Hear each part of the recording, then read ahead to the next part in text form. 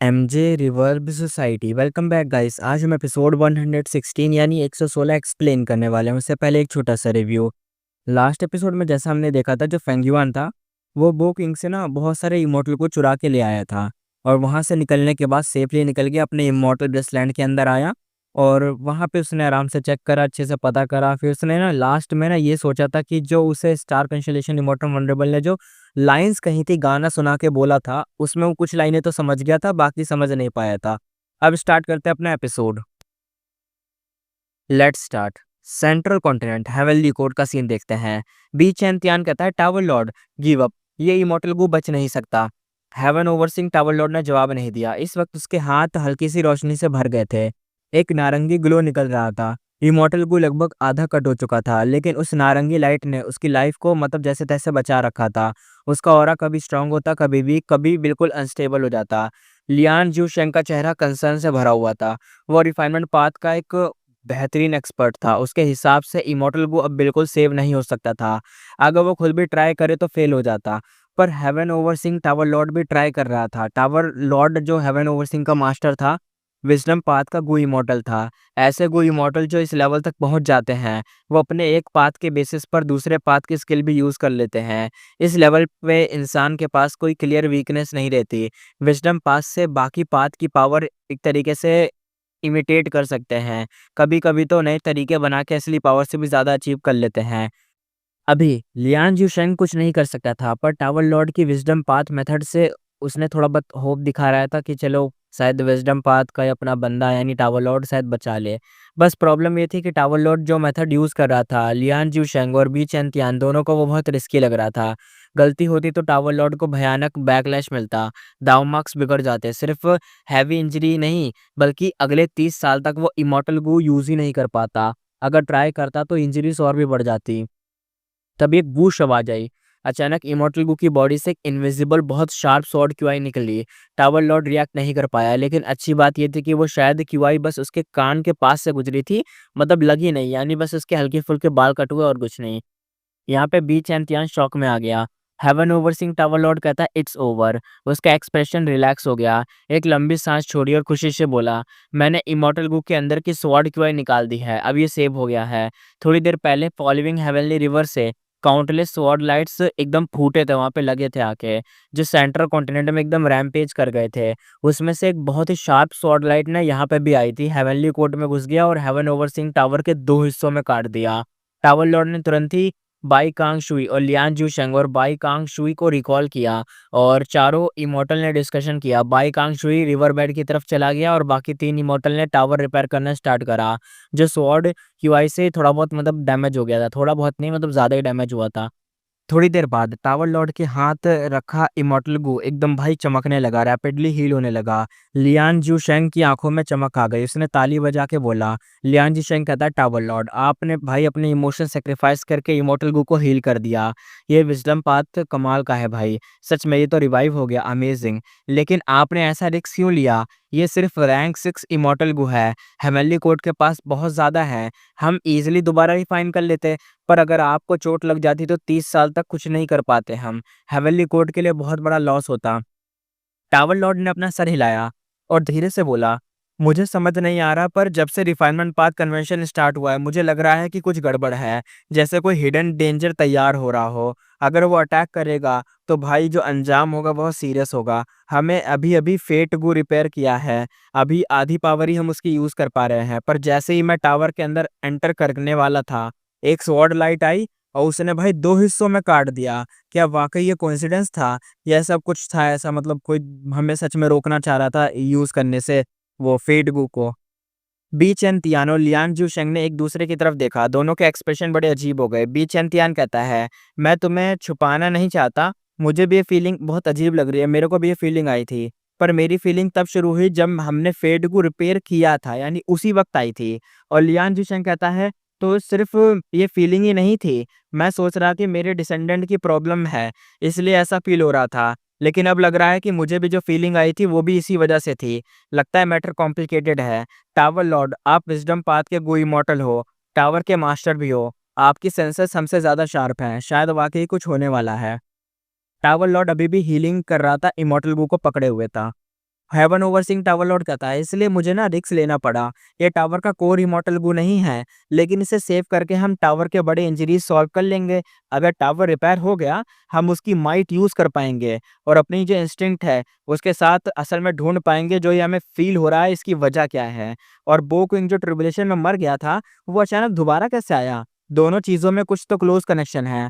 अगला स्टेप ये है कि मैं और इमॉर्टल को रिपेयर करूंगा, लेकिन प्रोसेस में फुल कंसंट्रेशन चाहिए होगा।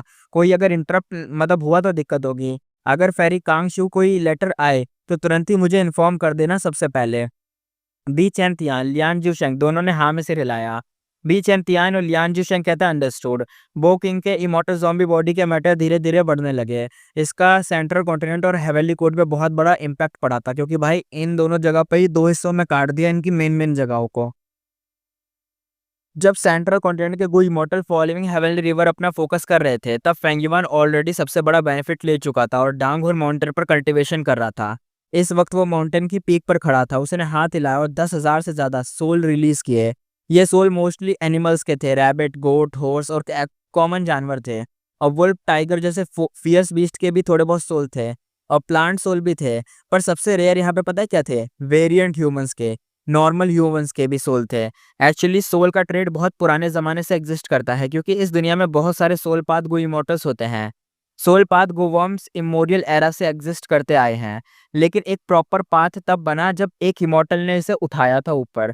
वो आदमी हिस्ट्री के 10 वनरेबल्स में से एक था, जिसका नाम था स्पेक्ट्रल सोल डीमन वनरेबल। उसने सोल पाथ क्रिएट किया सिंगल हैंडेडली। इस पीक इसे इतना पुश कर दिया कि पीक पर आ गया। उसके एरा में 10 में से 5 गू मास्टर हमेशा एक सोल पाथ के ही निकलते थे। सोल पाथ के लिए सबसे इंपॉर्टेंट रिसोर्स सोल ही था। सोल चाहिए होते हैं सोल पाथ वॉर्म्स रिफाइन करने के लिए। इसके लिए स्पेक्ट्रल सोल डीमन वनरेबल ने मास केयर और स्लक्टर किया, यानी भाई कुत्ते की तरह मारा, सब खत्म ही कर दिया। काउंटलेस सोल की इकट्ठा किए, इसलिए हिस्ट्री में उसे सबसे ज्यादा मर्डरस नेचर वाला वनरेबल माना गया था। और क्योंकि उसने सोल पाथ इतना ऊपर पीक पर लाया था, उसका एरा खून खराबे वाला और अनरेस्ट से भरा हुआ था। कई गू मास्टर, कई गू इमोर्टल्स को कल्टीवेशन के लिए सोल चाहिए होते, इसलिए उन्होंने मारना लूटना सब स्टार्ट कर दिया। और वो जो एरा था फुल मास केयर वाला था।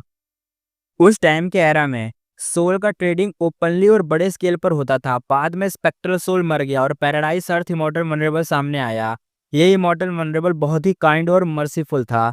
वो किसी के अगेंस्ट एक तरीके से स्ट्राइक प्रमोट नहीं करता था। उसे शांति पसंद थी। अपने ग्रोइंग जब वो ग्रो कर रहा था, ग्रोइंग अप वाले टाइम में एक्सपीरियंस की वजह से उसे कॉमन लोगों का दर्द पता था, और उसने क्लियरली समझा था कि स्पेक्ट्रल सोल ने दुनिया को कितना हार्म करा है।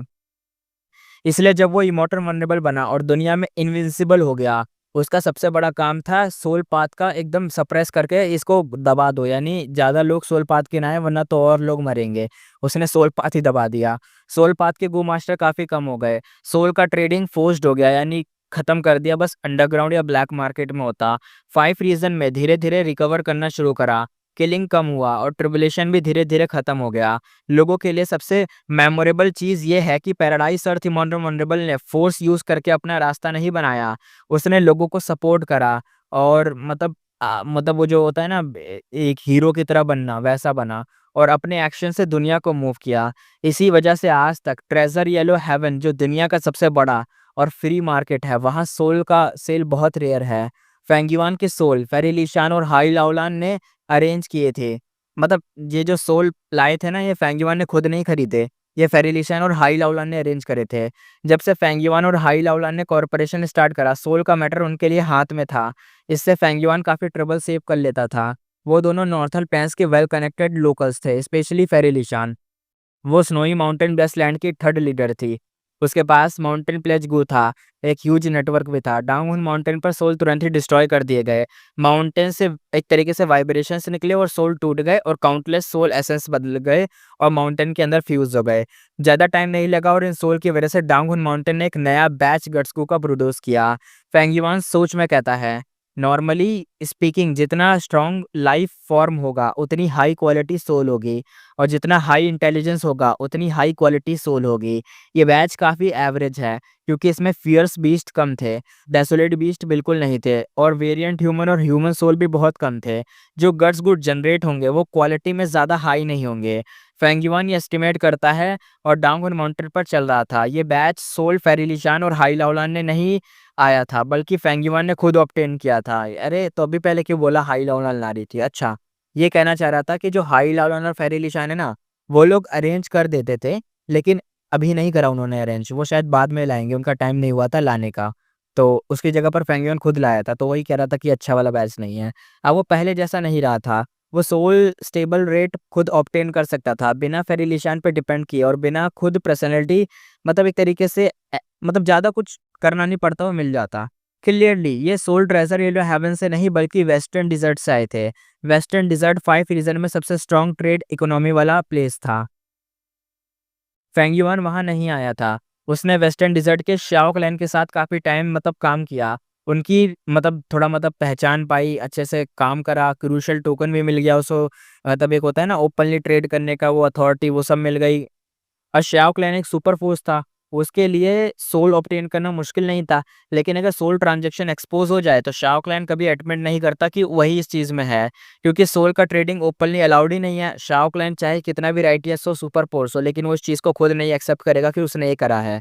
फेंग युआन ने सोल वेस्टर्न डिजर्ट से इसलिए बाय किए ताकि वो गार्ड कर सके हाई लाओलन और फेरिलिशान और ब्लेजिंग हेवन डेमनस के अगेंस्ट। अलायंस एग्रीमेंट साइन करने का मतलब ये नहीं था कि फेंग युआन उनसे गार्ड करना नहीं था, मतलब उसे गार्ड करके रखना ही पड़ेगा। ऐसा थोड़ी ना एग्रीमेंट हो गया तो सब छोड़ दो, भूल जाओ कि कुछ नहीं होगा हमें, ऐसा नहीं है। हो सकता है फेंग युआन को पता है कि कैसे अपना डिफेंस मेंटेन करना, और वो और भी ज़्यादा स्किल्ड और दूसरों को हार्म करने में मतलब ज़्यादा समझदार है। फेंग युआन अगर सडनली सोल कल्टीवेशन स्टार्ट करता तो डेफिनेटली फेरिलिशान और हाई लाओलान के सस्पिशियस में आ जाता। फेंग युआन उनके लिए कोई क्लू नहीं छोड़ना चाह रहा था। जब वो गट्स गू यूज़ करके कल्टीवेट करता तो गट्स गू की मतलब क्वांटिटी नेचुरली कम हो जाती। उसको पूरा करने के लिए वो सीक्रेटली सोल डाल देता था और डिफरेंस को फिल कर देता था। यानी होता है ना, जैसे वो अभी ट्रेडिंग कर रहा है, तो मान लो वो 1000 गट्स गू निकालता है। अब मान लो उसने सोल कल्टीवेट करी, अब गट्स गू इसने यूज़ करेगा तो 1000 थोड़ी ना निकलेंगे, तो यूज़ कर लेगा तो क्या पता शायद 500 400 ही निकले। तो हाई लाओलान को पता नहीं चल जाएगा जो वो एयर सक गू बनाती है, अरे ये बैच इतना कम क्यों आ रहा है, हम तो पूरी सोल ला के दे रहे हैं, इधर कम आ रहा है, ऐसा क्या हो रहा है? फेंग युआन क्या सोल कल्टीवेट कर रहा है? उन्हें शक हो जाता। तो इस चीज़ से बचने के लिए फेंग युआन क्या कर रहा था, सोल तो यूज़ कर रहा है, 1000 में से उसने भले 400 बचाई, लेकिन बाद में उसने 600 और भर भी दी ताकि 1000 वाला फुलफिल हो जाए, उन्हें पता ना चले। जब गट्स गू डांगोन माउंटेन से बाहर निकलते तो डिस्ट्रॉय हो जाते, लेकिन एयर से गू उसे अच्छे से कंटेन करता, एकदम कंटेनर की तरह काम करता। बहुत सारे गट्स को कंज्यूम करने के बाद फेंग युआन की सोल अपनी लिमिट तक पहुंच गई। अगर वो ऐसे ही राइज करता तो उसकी सोल कोलैप्स हो जाती। फेंग युआन को फील हुआ कि उसका इमॉर्टल ज़ॉम्बी बॉडी अब टाइट लग रहा है, जैसे एक अडल्ट आदमी अपने टीनेज के कपड़े पहना हुआ है, बिल्कुल वैसा ही सीन उसे लग रहा था, यानी सोल अपनी लिमिट पर थी। एक्चुअली इमॉर्टल ज़ॉम्बी बॉडी एक अलग ही सीन है। ये नॉर्मल लिविंग बॉडी से ज़्यादा सोल होल्ड कर सकता है, लेकिन एक प्रॉब्लम थी, ये सोल को नरिश नहीं कर सकता। सिर्फ लिविंग बॉडीज़ ही सोल को ग्रो कर सकते हैं, स्टेबल रख पाते हैं। डेड बॉडी सोल तो धीरे-धीरे एक तरीके से ख़त्म होते लगता है। फेंग युआन का सोल अब तक सर्वाइव इसलिए कर पाया था क्योंकि उसने गट्स गू का यूज़ किया था। ये उसका सबसे बड़ा सपोर्ट था। साथ ही उसने कुछ और सोल पाथ मेथड यूज़ किए थे जो पुराने टाइम से चले आ रहे थे। स्पेक्ट्रल सोल डीमन वल्नरेबल ने दुनिया पे तबाही तो मचाई थी, लेकिन उसके एरा में सोल पाथ टॉप पर था। बहुत सारे एक्सपर्ट निकले और नए-नए मेथड्स इन्वेंट हुए। पैराडाइज अर्थ इमॉर्टल वल्नरेबल के एरा के बाद भी काफ़ी रेयर और पावरफुल सोल पाथ के मेथड्स तब भी एग्जिस्ट करते थे। फेंग युआन सोचते हुए कहता है, मैं सोल पाथ कल्टीवेट नहीं करता, लेकिन सोल पाथ जो इमॉर्टल होते हैं, उनके पास दाव मार्क्स होते हैं। उनका बॉडी ईज़िली और मतलब ज़्यादा स्ट्रॉन्ग होता है सोल हैंडल करने के लिए। लिमिट तक पहुंचने के बाद फेंग युआन ने हुई इमॉर्टल बेसलैंड छोड़ा और स्टार फ्रॉम बेसलैंड गया। वहाँ पे था लुओपो वैली। ये वैली सैडोसेट ने मॉडिफाई करके टोटली डिफरेंट बना दिया था, लेकिन फेंग युआन ने ताई बायशेंग को बोला था उसको रिस्टोर करो। अब वैली अपनी ओरिजिनल स्टेट में था। लुओपो वैली एक मेज जैसी थी। रेंजू के हिसाब से एक टाइम रेंजू भी इस मेज में फंस गया था और बाहर निकल नहीं पाया था। अब फेंग युआन भी रेंजू की तरह वैली के अंदर वॉक करना स्टार्ट करा। उसने अपना सोल डायरेक्टली बॉडी से अलग कर दिया। एक ग्रे व्हाइट फॉग फैल गई। ये था बीवाइल्डरमेंट फॉग। फॉग ने फेंग युआन को सोल को जो था ना एकदम कवर कर लिया, धीरे-धीरे उसको डिफ्यूज़ करने लगा। फॉग के बाद आई फ्रीजिंग हवा, लुओपो वाइंड। ये वाइंड मतलब एकदम ऐसी मान लो इतनी शार्प थी, एकदम वो होता है ना छुरी के मतलब वो थी एकदम तलवार छुरी ऐसे एकदम शार्प थी। फेंग युआन के सोल को कट करती जा रही थी। दर्द इतना इंटेंस था कि वो ऑलमोस्ट पागल होने वाला था। ये पेन डायरेक्टली सोल के अंदर से आ रहा था। नॉर्मल 10 से 1000 गुना ज़्यादा पेनफुल था। फेंग युआन ने आसमान की तरफ चिल्लाया, लेकिन बॉडी नहीं थी, सिर्फ एक शार्प सोल स्क्रीम सुनाई दी। कुछ देर बाद एंड्योर करने के बाद यानी सहने के बाद उसने समझ लिया कि अब और पॉसिबल नहीं है। स्मार्ट डिसीजन लेते हुए वो अपना सोल वापस इमॉर्टल ज़ॉम्बी बॉडी में ले आया। बॉडी के प्रोटेक्शन के बाद फॉग और वाइंड का इम्पैक्ट इंस्टेंटली कम हो गया। फेंग युआन सेफली वैली से बाहर आ गया। उसने अपना सोल चेक करा, वो अब थोड़ा-सा श्रिंक हो गया था यानी कम हो गया था और बैडली इंजर्ड भी था। अगर ऐसा चलता रहा तो उसका सोल खत्म होता, लेकिन एक तरीके से एन्स्लेव्ड फेदरमैन गो इमॉर्टल, ज़ुओ ज़ोंग एन्स्लेव्ड से फ्री हो जाता, क्योंकि सोल ही एन्स्लेविंग का बेस होता है और जब सोल वीक हो जाता है तो बाँधना एकदम वीक पड़ जाता है। फेंग युआन सोचते हुए कहता है, रेंज़ू कैसे इतने टाइम तक वैली में सर्वाइव कर गया भाई? कैसे वो सर्वाइव कर पाया था रेंज़ू? और एक बार उसने डांगहुन माउंटेन वापस गया, वहाँ उसने फिर से गट्स गू का खाना स्टार्ट करा। ये मॉर्टल गू था, लेकिन सच में एक लेजेंड था। सोल हील करने में इंस्टेंट काम करता था। थोड़ी देर में ही फेंग युआन सोल जो थी उसकी कंप्लीटली रिकवर हो गई। चेक करने में उसने देखा कि सोल एकदम सॉलिड हो गया है, जैसे डबल कंडेंस हो गया हो। साथ में उसके सोल पे एक ऑयल जैसी लेयर थी, फेंट एरी ग्लो दे रही थी। ज़ो ज़ोंग को एन्स्लेव करने का बर्डन भी 30% कम हो गया। फेंग युआन खुश हुआ। वैली में जो दर्द हुआ था वो भी वर्थ इट निकला, क्योंकि उसका सोल एक तरीके से इम्प्योरिटीज़ जो थी उसकी सोल में क्लीन हो गई। जैसे आयरन को हैमरिंग करते हैं, स्मेल्टिंग करते हैं, स्टील बनाते हैं एकदम भाई जो होते हैं ना, वो जो ड्राफ्ट सुना होगा आपने, बहुत सारे एनीमे में देखा होगा, वो सब ऐसे काम करते हैं। अरे! क्या कहते हैं यार उसको? स्मिथिंग का काम जो होता है, जो भी है मैं भूल गया उसका नाम। सोल की क्वालिटी जो थी नेक्स्ट लेवल चली गई थी और डांगुन माउंटेन में गट्स को कंज़्यूम करते-करते सोल और फास्ट स्ट्रेंथन हो रहा था। क्वांटिटी भी ग्रो हो रही थी। फेंग युआन सोचता हुआ कहता है, लुओपो वैली रिफाइन करता है, डांगहुन माउंटेन स्ट्रेंथन करता है। दोनों जगह मिलके मेरी सोल फाउंडेशन को रॉकेट जैसी स्पीड बढ़ाएगी। कोई वंडर नहीं है कि मेरी प्रीवियस लाइफ में हाई लॉगन और फेरी लिशान यही स्ट्रैटेजी यूज़ करते थे। दोनों वैलीज़ के बीच में ट्रैवल करके अपना सोल अपग्रेड करते थे। फेंग युआन भी ऐसा करना चाहता था, लेकिन उसके पास इम्पोर्टेंट काम पेंडिंग थे। सबसे पहला काम था यीतियान माउंटेन की बैटल और immortal Gu house graceful chaotic dual stage. जितना स्ट्रांग वो होगा, उतना ज़्यादा चांस होगा कि ड्यूल स्टेज को क्रिटिकल टाइम पे कैप्चर कर सके। इसलिए फेंग युआन ने डिसाइड किया कि हर सेकंड यूटिलाइज़ करेगा यानी यूज़ करेगा, ज़ीरो टाइम वेस्ट होगा यानी एक भी टाइम नहीं होना चाहिए वेस्ट, मैक्सिमम कल्टीवेशन। फिर फाइनली उसे न्यूज़ मिलती है, graceful chaotic dual stage appear हो गया है। पेंगुइन हैरान हो गया, कहता ये क्या? मैंने इतनी अरेंजमेंट्स की, यितियान माउंटेन के आसपास मुझे अलर्ट भी नहीं मिला। वो पर्सनली साउथर्न बॉर्डर इंस्पेक्ट करने गया था, लेकिन कोई यूज़फुल क्लू नहीं मिला। सीन वही रिपीट हो रहा था। उसने प्रीवियस लाइफ में देखा था कि एशियन बैटल चल रही थी। एक मिस्टीरियस गो इमॉर्टल जिसके फॉरहेड पर रेड लोटस मार्क था, उसने ड्यूल स्टेज यूज़ करके रैंक 8 गो इमॉर्टल इस great stunt true martial physique वाले इमॉर्टल ज़ॉम्बी को सप्रेस कर दिया था। पेंगुइन कन्फ्यूज़ था, इसका रेड लोटस मार्क क्या relation red lotus mark vulnerable से है? मेरी रीबर्थ फेल हो गई, लेकिन रिवर्थ जब रीबर्थ हो रही थी, रिवर ऑफ टाइम में एक रेड लोटस आया था, मुझे सेव कर लिया उसने। क्या वही जो लोटस था, इमॉर्टल के बीच कोई कनेक्शन है जो यहाँ पे है उसके बीच में? फेंगिवान को कोई क्लियर आंसर नहीं मिला, सिर्फ हेड शेक करके वहाँ से निकल गया। काम बहुत पेंडिंग थे। बैटल में अभी टाइम था, लेकिन उसको एन्स्लेव्ड ज़ो ज़ोंग के जो आफ्टर इफेक्ट्स थे उसे रिमूव करने थे। डांगहुन माउंटेन और लुओपो वैली के बीच कल्टीवेट करते-करते फेंगिवान का सोल फाउंडेशन बहुत ही हाई चला गया और ज़ुओज़ोंग अभी भी अपनी ओरिजिनल स्टेट पे अटका हुआ था। फेंगिवान हँसते हुए कहता, अब बर्डन ज़ीरो हो गया है। मैं ईज़िली यीतियान माउंटेन में घुस के सीक्रेट से रिफाइन कर सकता हूँ ड्यूअल स्टेज को। सोल ही माइंड का बेस है। वहीं से थॉट्स, विल, इमोशन और इंटेलिजेंस निकलती है। फेंगयुआन के लिए सोल फाउंडेशन का increase immortal Gu house graceful chaotic dual stage define करने में बहुत हेल्पफुल था। फेंगयुआन बोला, सोल के अलावा अगर मैं बो क्विंग का स्वॉर्ड पाथ इमॉर्टल को रिफाइन कर पाऊँ तो मेरी बैटल स्ट्रेंथ और भी बूस्ट हो जाएगी और भी बेटर होगा। उसने कई बार ऑल आउट एफर्ट को रिफाइन करने की कोशिश की, पर अभी तक फेल ही हो रहा था। इस स्टेज पे फेंगयुआन की रीबर्थ प्लान एकदम एंड के फाइनल पेज में पहुंच चुकी थी। उसने डिसाइड किया कि ऑल आउट एफर्ट इमॉर्टल को मैं और टाइम वेस्ट नहीं करेगा और कॉस्ट उसने छोड़ दिया यानी बाद में करेगा। अब लास्ट मोमेंट पे फेंगिवा ने फुल पावर से प्रिपरेशन स्टार्ट कर दी।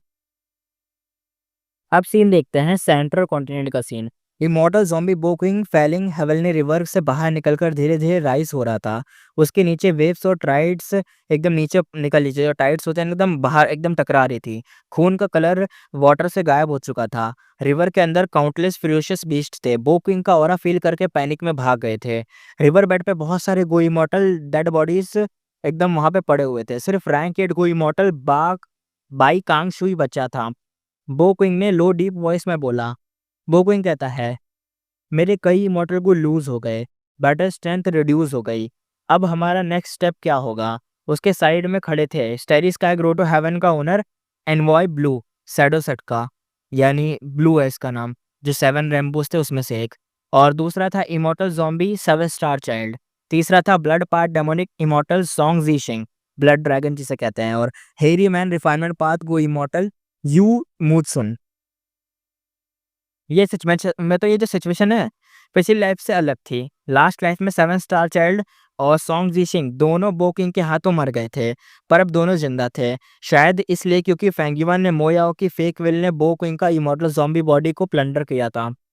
सो जिन सिंह और यू मुचुन चुप रहे। 7 स्टार चाइल्ड बोलता है, अब मैं, सॉन्ग जीशी और यू मुचुन एक इमॉर्टल किलर मूव यूज करके हम चारों को सेंट्रल कॉन्टिनेंट के नॉर्थ ईस्ट रीजन में भेजेंगे, जहां हम हेवनली लोटस सेक्ट पे अटैक करेंगे।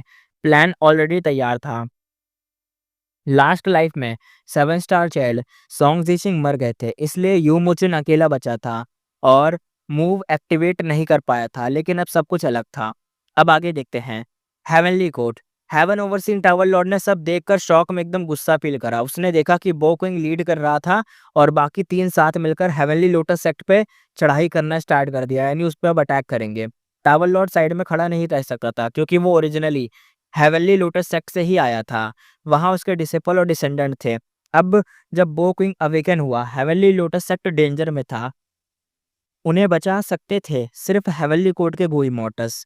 Tower lord heaven overseeing tower से बाहर आया और यहाँ पे लियान जू शेंग और पाई कान तियान को समन करके बोलता है, tower Lord, polling heavenly river में प्रॉब्लम हो गई है। बो किंग इमॉर्टल ज़ॉम्बी बन गया है और हेवनली लोटस सेक्ट को अटैक कर रहा है।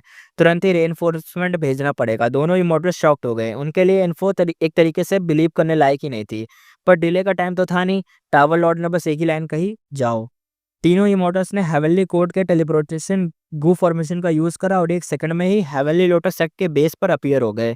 तभी बो क्विंग उसकी टीम जैसे ही टेलीपोर्ट होके वहां गए, दोनों साइड एक दूसरे को घूर के देखने लग गए और एक तरीके से ट्रिगर हो गए। हेवनली लोटस सेक्ट के गू मास्टर और इमॉर्टल शॉक में थे कि अबे ये क्या हो रहा है, और तुरंत ही रैंक 8 बैटल ब्लास्ट आउट हो गया, यानी अब तरीके से यहाँ पे फाइट होगी।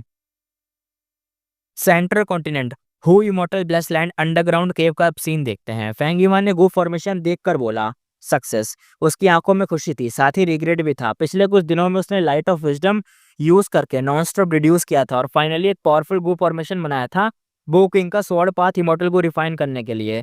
ये फॉर्मेटल मतलब ये जो फॉर्मेशन है लाइट ऑफ विजडम का कोर बनाकर चलती थी।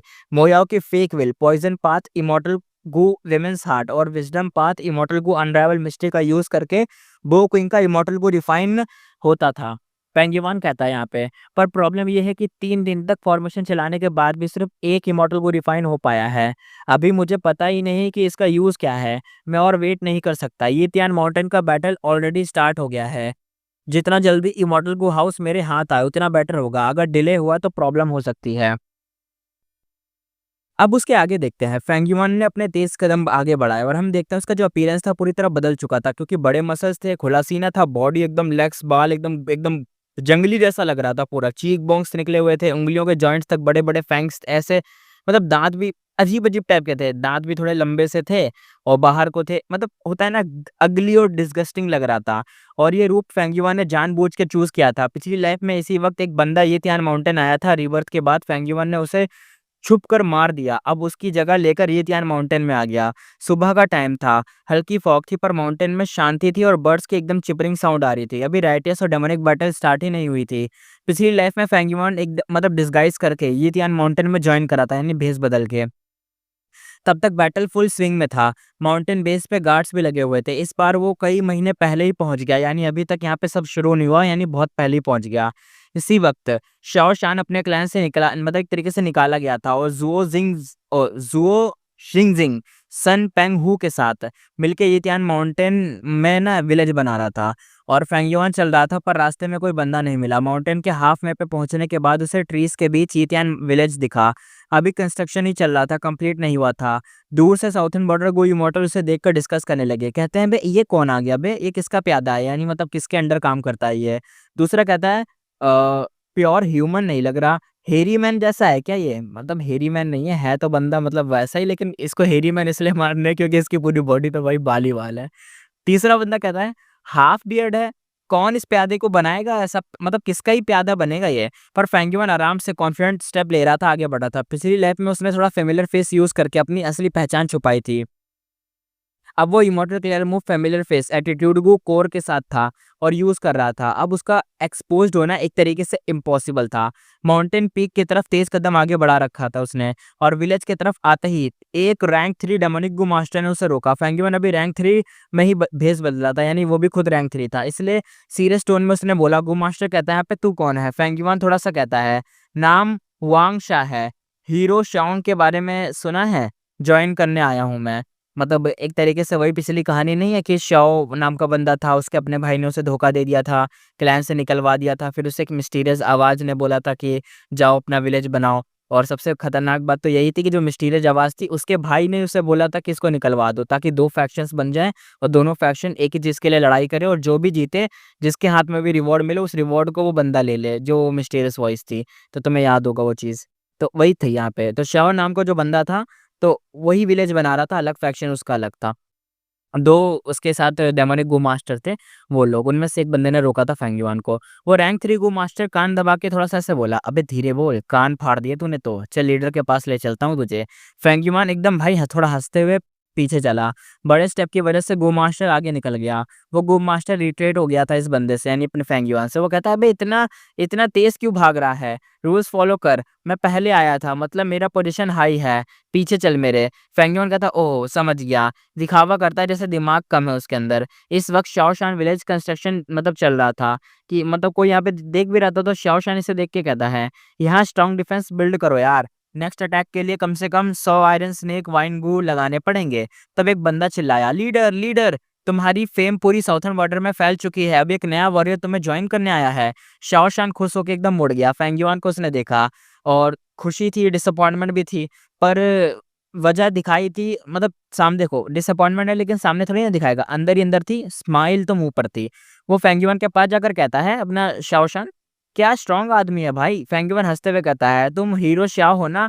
तुमने राइटियस पाथ को चैलेंज किया, मैं तुम्हारा फैन हो गया। मैं फॉलो करूँगा तुम्हें, पर मुझे 3 दिन के मील्स खिलाने पड़ेंगे, यानी खाना चाहिए मुझे।" शाओशान ने उसकी फुलिश बातें सुनी, अंदर से डिसअपॉइंट हुआ, पर सरफेस पे उसकी तारीफ करके एक मिशन असाइन कर दिया। फेंगयुआन के जाने के बाद शाओशान ने ज़ुओ जिंग से पूछा, तो शाओशान कहता है, "भई, अबे ये जो हुआ शाह है, ये बैकग्राउंड क्या है इसका जो तू इसे लेके आया है यहाँ पे?" ज़ुओ जिंगजिंग सोच-सोच के थोड़ा-सा हँसते हुए कहता है, "अरे यार, अरे भाई, दुनिया में इतने बंदे हैं, एक माइनर बंदे पे क्या ध्यान करूँ मैं इस पे?" पर हाँ, इसके फादर ह्यूमन थे, माँ हेरी मैन थी। ये एक स्लेव था जो सैंड माउंटेन में रॉक्स कलेक्ट करता था। वहीं पे चांस से एक इनहेरिटेंस मिला और गो मास्टर बन गया। बाद में एक वाटर पाथ गू मास्टर के साथ टेरिटरी ले ली और बाई शा ट्विन जनरल बन गया। और फिर ताई क्लैन से फाइट में उनका पार्टनर बाई जियांग मर गया और हुआंग शा वहां से भाग गया। अब हमारी साइड मतलब आया है, शायद हम फेम सुना होगा हमारा, तो हमारी साइड आ गया ये बंदा। शाओशन कहता, ओह हाँ याद आया, ताई क्लैन के मर्चेंट शिप्स पे अटैक करते थे। ये सुनकर उसकी एक्सपेक्टेशन थोड़ी सी गिर गई थी। उसने सोचा ये लोग रश और बेवकूफ होते हैं, और ऊपर से ये जो हुआंग शाह है हेरी मैन, इसके ये है तो ह्यूमन, लेकिन जो हेरी मैन का इसके अंदर ब्लड है, वेरिएंट ह्यूमन जैसे हेरी मैन वाला है। फेदरमैन भी होते हैं, स्नोमैन हमेशा स्लेव्स ही रहेंगे, यानी जितने भी फेरी मैन स्नोमैन जितने सब स्लेव्स रहेंगे, ह्यूमन के इक्वल कभी आ नहीं सकते। अगर इसके पास रैंक 4 या 5 कल्टीवेशन होता तो मैं इग्नोर करके वैल्यू देता, पर यार रैंक 3 यूजलेस है। इस तरह शाओशान ने हुआंग शा को इग्नोर कर दिया। फेंगयुआन कंस्ट्रक्शन साइट पे काम करते हुए सोचा, अब मैं यितियान माउंटेन ज्वाइन करूंगा, और शाओशान से मुझे सिर्फ विलेज बिल्ड करने में भेजा है, मतलब वो मुझ पे ध्यान भी नहीं दे रहा होगा। परफेक्ट है, यही तो मेरा मोटिव था, सब कुछ प्लान के मुताबिक हो रहा था। उसने कैलकुलेट करा, अगर ज़्यादा हाई कल्टीवेशन होता तो जो शाओशान है ना, वो कोई मुझे मेजर रोल देता, लेकिन मेजर रोल के चक्कर में वो मेरे को चेक भी करता। अगर लो कल्टीवेशन होता तो कैनन फोडर बनाता, जैसे अभी मेरे को बनाएगा। रैंक 3 में थोड़ा-सा मैं हूँ, तो ये परफेक्ट है। ना तो ज़्यादा मेरे को मतलब कैनन फोल्डर तो मैं बनूँगा लेकिन इतना भी आगे नहीं बनूँगा क्योंकि हूँ मैं रैंक 3। रैंक 2 या 1 होता तो शायद एकदम ही आगे एकदम भेज देते लड़ने-मरने म मरने मरने के लिए भेज देते सिंपल सी बात है तो, है ना? लेकिन अभी तो इसको ऐसे ही रखेंगे लेकिन फेंगयॉन के हिसाब से ये सब चल रहा था अभी। और फेंगयॉन सिर्फ़ अभी रैंक 3 मतलब भेज में था। ना ज़्यादा बड़ा, ना ज़्यादा छोटा बट एक स्मॉल ग्रुप लीडर लेवल का तो था ही। दिन में वो विलेज में काम करता, रात को चुपके से graceful chaotic dual stage refine करता। ये स्टेज एक rank 8 great stunt true martial physique immortal zombie को सप्रेस कर रही थी, जो बिल्कुल डेड लग रहा था। फेंगयॉन थोड़ा-सा अलर्ट था, डायरेक्ट प्रोब नहीं कर रहा, सिर्फ बैटल वेव्स से ही रिफाइन कर रहा था। साउथर्न बॉर्डर के इमॉर्टल्स अपने प्यादे भेज रहे थे, फाइट करवा रहे थे ताकि बैटल व्हील जनरेट हो और अपने इमॉर्टल को हाउस में एब्ज़ॉर्ब कर सके। लेकिन फेंगयॉन अलग था, विज़डम पाथ ग्रैंड मास्टर होने की वजह से उसकी स्पीड और एफिशिएंसी बहुत ज़्यादा थी। फाइनल स्टेज में सबका बैटल व्हील एक दूसरे से फाइट करेगा, सिर्फ एक ही विनर होगा। फेंगयॉन सोचता है, बैटल व्हील फाइट में मेरा एडवांटेज सबसे बड़ा है। अगर प्लान मतलब सही चला, फॉलो हुआ, इमॉर्टल गो हाउस कन्फर्म मेरा होगा, पर एक्सपेक्टेड ट्विस्ट भी आ सकता है। मतलब थोड़ा-सा एक्सपेक्टेड कह रहा हूँ, अनएक्सपेक्टेड ट्विस्ट आ सकता है, यानी पता नहीं शायद वो शैडो सेक्टर वाले आ जाएँ, कुछ हो जाए, कुछ भी हो सकता है। दूसरी तरफ शॉन क्लैन का सुप्रीम एल्डर भी अपनी लाइफ और डेथ सिचुएशन में लगा था। अपनी ऑलमोस्ट सारी वेल्थ बेट कर दी थी कॉन्टेस्ट में। उसका प्यादा था शाओ शान, जो सबसे पहले एतियान माउंटेन चढ़ा था और एल्डर खुद सबसे पहले इमॉर्टल को हाउस रिफाइन करने वाले इमॉर्टल्स में से एक बना था। शाओ क्लैन सुप्रीम एल्डर सोचता हुआ कहता है, मुझे इमॉर्टल को हाउस लेना ही होगा। अगर ये नहीं मिला तो अगला जो ट्रिब्यूलेशन आएगा इसमें पक्का मर जाएगा press supreme Elder Shao clan का। तो अब पता चल गया शायद ये सुप्रीम एल्डर ही था जिसने दोनों भाइयों के बीच आग लगवा दी, यानी लीडर जो पहले शाओ शान था उसको भगवा दिया था, मतलब हटवा दिया था और इसके भाई द्वारा ही उसको पिटवा दिया। फिर इसके भाई का अलग क्लैन हो गया और ये बंदा यहाँ पे विलेज बना लिया। तो इन्हीं दोनों में अब चलेगी, जो भी जीतेगा एंड में सुप्रीम एल्डर ही ले जाएगा, अगर जीते तो। अलग बात है ना वो तो चीज़, क्योंकि लग रहा है फेंगयॉन जीत जाए जैसा वो बता रहा है उसके प्लान के हिसाब से। लेकिन क्या पता क्या हो। शाओ क्लैन सुप्रीम एल्डर सोचता हुआ कहता है, मैंने सबसे ज़्यादा बैटल व्हील कन्वर्ट किया है। अगर ये लीड मेंटेन कर ली मैंने, ये ऐसी की ऐसी रही, इमॉर्टल को हाउस पक्का मेरा। लेकिन उसे पता था कि लीड मेंटेन करना सबसे बड़ी प्रॉब्लम होगी। अगला प्यादा था वू क्लैन का वू शेंगटोंग। एक सिकली लुकिंग रैंक 4 एन्स्लेमेंट पाथ मास्टर था लेकिन डेंजरस था। वू शेंगटोंग कहता है, क्लैन का मिशन है ईविल को खत्म करना, चाहे कुछ भी कॉस्ट हो। उसके पीछे वू क्लैन एल्डर और 2 अलाइड क्लैन लीडर्स थे। एक लीडर बोलता है, सबसे स्ट्रॉन्ग शियान शाह है, फिर शुंग पेन हु है और फिर ज़ाओ जिंगजिंग है। तीनों रैंक 5 हैं। हमें और राइटियस पाथ मेंबर्स बुलाने चाहिए वरना डेंजरस होगा। वो शंगटोंग अंदर ही सोचता हुआ कहता है, मुझे क्लैन ने सैक्रिफाइस बनाया है। फिर वो ज़ोर से बोला, मेरे पास कॉन्फिडेंस है, तुम सिर्फ मुझे प्रोटेक्ट करो, बाकी बीस्ट उन रैंक 5 को थका देंगे और किल का क्रेडिट तुम सबको मिलेगा। सबका मोराल बूस्ट हो गया। फिर अपनी एन्स्लेव्ड बीस्ट आर्मी को लेके यीतियान माउंटेन पर चढ़ाई कर दी उसने। बैटल स्टार्ट होती है। यीतियान माउंटेन अभी आधा ही बना था। शाओ क्लैन अपने डेमोनिक पाथ लोगों को ऑर्गेनाइज करने की कोशिश ही कर रहा था लेकिन chaos आ गया। शाओ क्लैन सोचता हुआ कहता है, मतलब शाओ शान क्लैन कह रहा हूँ, सॉरी, शाओ शान सोचता हुआ कहता है, विलेज हमारा बैनर है, अगर ये गिरा मोराल टूट जाएगा, किसी को ज्वाइन करने का रीज़न ही नहीं बचेगा, फिर कोई आएगा ही नहीं। वो चिल्लाया, सब अपनी जान से लगाकर डिफेंड कर रहे हो, वो आर्मी आ रही है। पर डेमोनिक पाथ मास्टर कॉर्पोरेट नहीं कर पाए। इंडिविजुअली वो स्ट्रांग थे पर ग्रुप में फाइट वीक थी। बीस्ट वेव अंदर घुस गई। डेमोनिक पाथ एकदम थोड़ा हैवी लॉसेस में आ गया। राइटियस पाथ का पलड़ा भारी हो रहा था। साउथर्न बॉर्डर को इमॉर्टल खुश होकर देख रहे थे कि बढ़िया बढ़िया, ये जो शाओ शान है ना, ये सबसे पहले हारेगा तो ये जो लीड मेंटेन करे हुए बैठा है इसकी टूट जाएगी। शाओ शान का जो एल्डर का चेहरा था वो ब्लैक पड़ गया कि अरे इसका प्यादा तो हार रहा है। वो गुस्से से शाओ शान को देख रहा था। शाओ शान समझ गया कि साउथ में एकदम ये जो सिचुएशन है खराब हो रही है। उसने एकदम चिल्ला के ऑर्डर करा, रैंक 4 और 5 एक्सपर्ट मेरे साथ चलो, पहले वू शंग टोंग को मारते हैं फिर बाकी सब पीछे हट के फाइट करेंगे। अब सीन यहीं पे एंड होता है। डेमोनिक पाथ की कंडीशन क्रिटिकल मतलब एक तरीके से आ गई थी और राइटियस पाथ बिना लॉसेस के आगे बढ़ रहा था। अगर ऐसे ही चलता रहा तो डेमोनिक जो है वो हार जाएगा, यानी फेंगयुआन की साइड हार जाएगी और राइटियस जीत जाएगी। लेकिन हमें पता है कोई मतलब नहीं है, कोई भी जीते कोई भी हारे, फेंगयुआन के लिए तो भाई उसे आगे बढ़ना है बस। और इतने होने में ही सबको ये चीज़ तो पता थी कि सोलो फाइट का तो कोई फ्यूचर नहीं, सिर्फ साथ मिलकर जो खून बहाएँगे उससे जो रास्ता बनेगा भाई वहीं से बच सकते थे। और हाँ, एक चीज़ और मैं बता देता हूँ यार, पिछली बार मैं बता नहीं पाया था, जो ओल्ड मान यानशी है ना वो रैंक 7 है। मैंने शायद उसे गलती से रैंक 8 समझ लिया विज़डम पाथ का, लेकिन वो रैंक 7 है, ठीक है? तो इतना ध्यान रखना।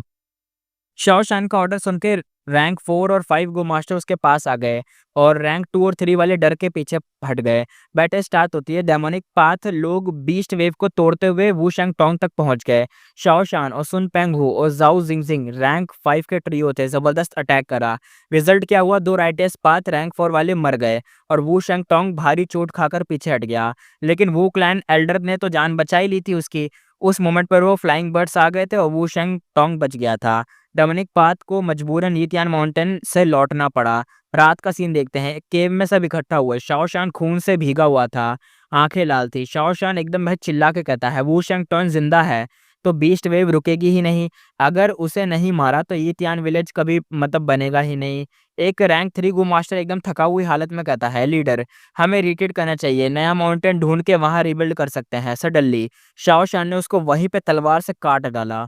जो रिट्रीट की बात करेगा ना उसको यहीं काट डालूंगा मैं, ऐसे चिल्ला रहा था अपना शाओ शान। सुन पेंगू और जो जिंगजिंग उसकी साइड खड़े हो गए। सब एकदम स्टंट थे, फिर चिल्ला के बोलने लग गए सबके सब लड़ेंगे लड़ेंगे डेथ तक लड़ेंगे। शाओ शान एकदम टोन हल्का करते हुए कहता है सब थके हुए हो, इंजर्ड हो, लेकिन आज जो भाई शहीद हुए हैं उनसे कोई बड़ी मतलब कोई बड़ी चोट नहीं है। कल सुबह सब वू शंग टोंग को मारने निकलेंगे, तब तक रेस्ट कर लो। सबने जवाब दिया, फेंगयुआन भी। उसकी चोट फेक थी, यानी फेंगयुआन की चोट एक नकली वाली थी। केव में खून, पसीना, यूरिन की बदबू हर जगह बस यही सब फैला हुआ था। लेकिन एक बंदा मस्त सो रहा था, वो था फेंगयुआन। वो जोर जोर से एकदम खर्राटे मार के पूरी केव में एकदम गूंज रहे थे उसके खर्राटे। साओ शान आंखें खोल कर देखता है और मुस्कुरा कर कहता है ये बंदा बिल्कुल टेंशन फ्री है। फिर वो जोर से बोला कल की बैटल में मुझे फुल कॉन्फिडेंस है।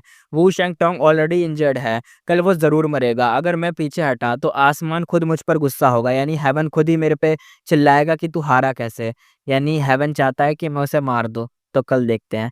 ये सुनकर सब इंस्पायर्ड हो गए, बट अंदर से शाओ शान का असली गोल था अपनी बॉडी में इमॉर्टल गू को कंट्रोल करना और शाओ क्लैन का इंसेक्टर का एक्नॉलेजमेंट लेना। उसके लिए रिट्रीट का ऑप्शन ही था ही नहीं।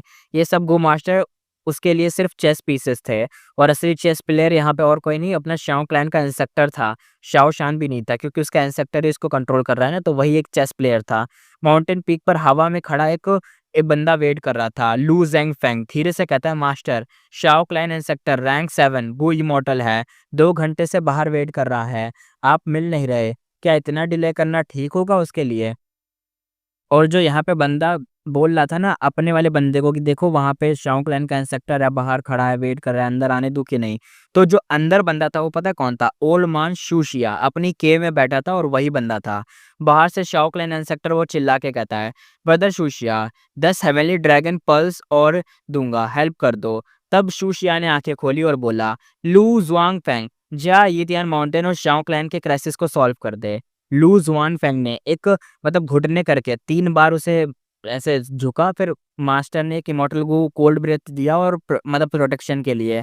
और यहाँ पे शूशिया एक चीज़ और कहता है, ये गू भी ले ले और ये तेरे को प्रोटेक्ट करेगा और अब निकल यहाँ से। तो अब वो इतना ही झुक झुक के कर रहा था तो उसे मिल भी गया इनाम। अब सेम इवनिंग यानी उसी शाम का सीन देखते हैं। वू शंग टॉन बीस्ट आर्मी के साथ यितियान माउंटेन पर अटैक करता है। विलेज का बेस तोड़ दिया गया, डेमोनिक मोराल टाउन हो गया। लेकिन रात को लू जुआन फेंग ने राइटियस कैंप में इन्फिल्ट्रेट करके वू शेंग टोंग को सर काट डाला। लो भाई, मेन मुद्दा ही गया। शाओ शान खुश हुआ, ब्रदर लू ने सबको बचा लिया। लू जुआन फेंग स्मार्टली बोलता है नहीं, सिर्फ चांस मिला, मैं 10% क्रेडिट लेता हूँ, 90% तुम्हारा होगा। सब इम्प्रेस्ड हो गए। यहाँ पे जो शाओ शान था अंदर से मतलब थोड़ा सा रिग्रेट कर रहा था कि इसकी फेम को कंट्रोल नहीं कर पाया। पहला राइटियस वेव कोलैप्स हो चुका था। पेंगुइन साइड से ऑब्जर्व कर रहा था और सोच रहा था कि हिस्ट्री तो रिपीट ही हो रही है, जैसा पहले हुआ तभी भी हो रहा है। शाओ इंसेक्टर ने शू शिया को ब्राइब करा, यानी रिश्वत दी और उससे हेल्प मांगी, इसलिए लू जुआन फेंग अर्ली एंटर कर पाया और वो क्लैन के इमॉर्टल वू डोंगजी ने अपना चेस पीस लॉस कर दिया। यानी ये जो वू शंग टोंग था ये किसका प्यादा था? इमॉर्टल वू डोंगजी का। वू डोंगजी ने ऐसा भेजा था इसको, जैसे अपना वो नहीं है इमॉर्टल है जो शाओ क्लैन का इमॉर्टल है, उसने अपना प्यादा बना रखा है शाओ शान को। ऐसे ही वू क्लैन का जो बंदा है वू डैंगजी, उसने अपना प्यादा बना रखा था वू शेंगटोंग को। वू शेंगटोंग तो मर गया, है ना? तो इसी तरीके से आगे चला था। यही गेमें चल रही हैं अभी। दोनों तरफ वो इमॉर्टल मास्टरमाइंड थे, मॉर्टल बस एक तरीके से चींटियां थी। इस बैटल के बाद मेरा रिफाइन बैटल व्यू सबसे ज्यादा होगा, फेंगियोन सोच रहा था। और सेकंड वेव स्टार्ट होती है। वू डांग ज़ी हार नहीं मानी, उसने एक शांग क्लैन इमॉर्टल से अलायंस बनाया। बैटलफील्ड में वू वू क्लैन प्लस शांग क्लैन के एल्डर्स यान तू ज़ूकाई भी अटैक करते हैं। दोनों साइड एकदम डेडलॉक में आ जाते हैं। तब डेमोनिक साइड को जॉइन करते हुए लान मी ही और फी यू वांग दोनों famous flying master demonic side पे अपर हैंड लेते हैं। राइटियस ने बुलाया अपना होंग फी यू को, फ्लाइंग मास्टर वो था, पर वो दोनों के सामने टिक नहीं पाया, नियर डेथ में आ गया था क्योंकि वो अकेला था ना इसलिए। तब शांग क्लैन के वाई यांग एंट्री लेता है, रैंक 4 इनिशियल स्टेज लेकिन एक्सट्रीमली स्किल्ड था, स्वॉर्डमैन था। उसने होंग फी यू को सेव किया और फेम को गेन करा। ये वाई यांग यार, वाई यांग, ये वाई यांग वही तो नहीं है? शांक लाइन वाली जब हम आर्क में थे, तब उसमें वाई यांग नाम का बंदा था, फेंग युआन का बहुत अच्छा दोस्त था।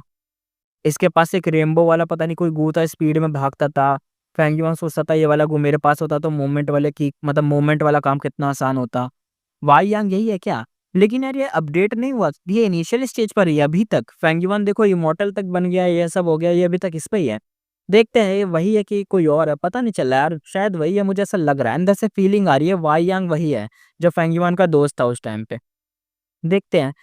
वाई यांग ने ना 1v2 फाइट करके टाइम तो बाय कर लिया है, रेनफोर्समेंट भी आगे आ गए और डेमोनिक फ्लायर्स से रिट्रीट हुए। रिजल्ट क्या हुआ, वाई यांग को दोनों तरफ से फ्लाइंग मास्टर एक्नॉलेजमेंट किया, यानी साउथर्न बॉर्डर के 3 फेमस फ्लायर्स में उसका नाम आ गया था।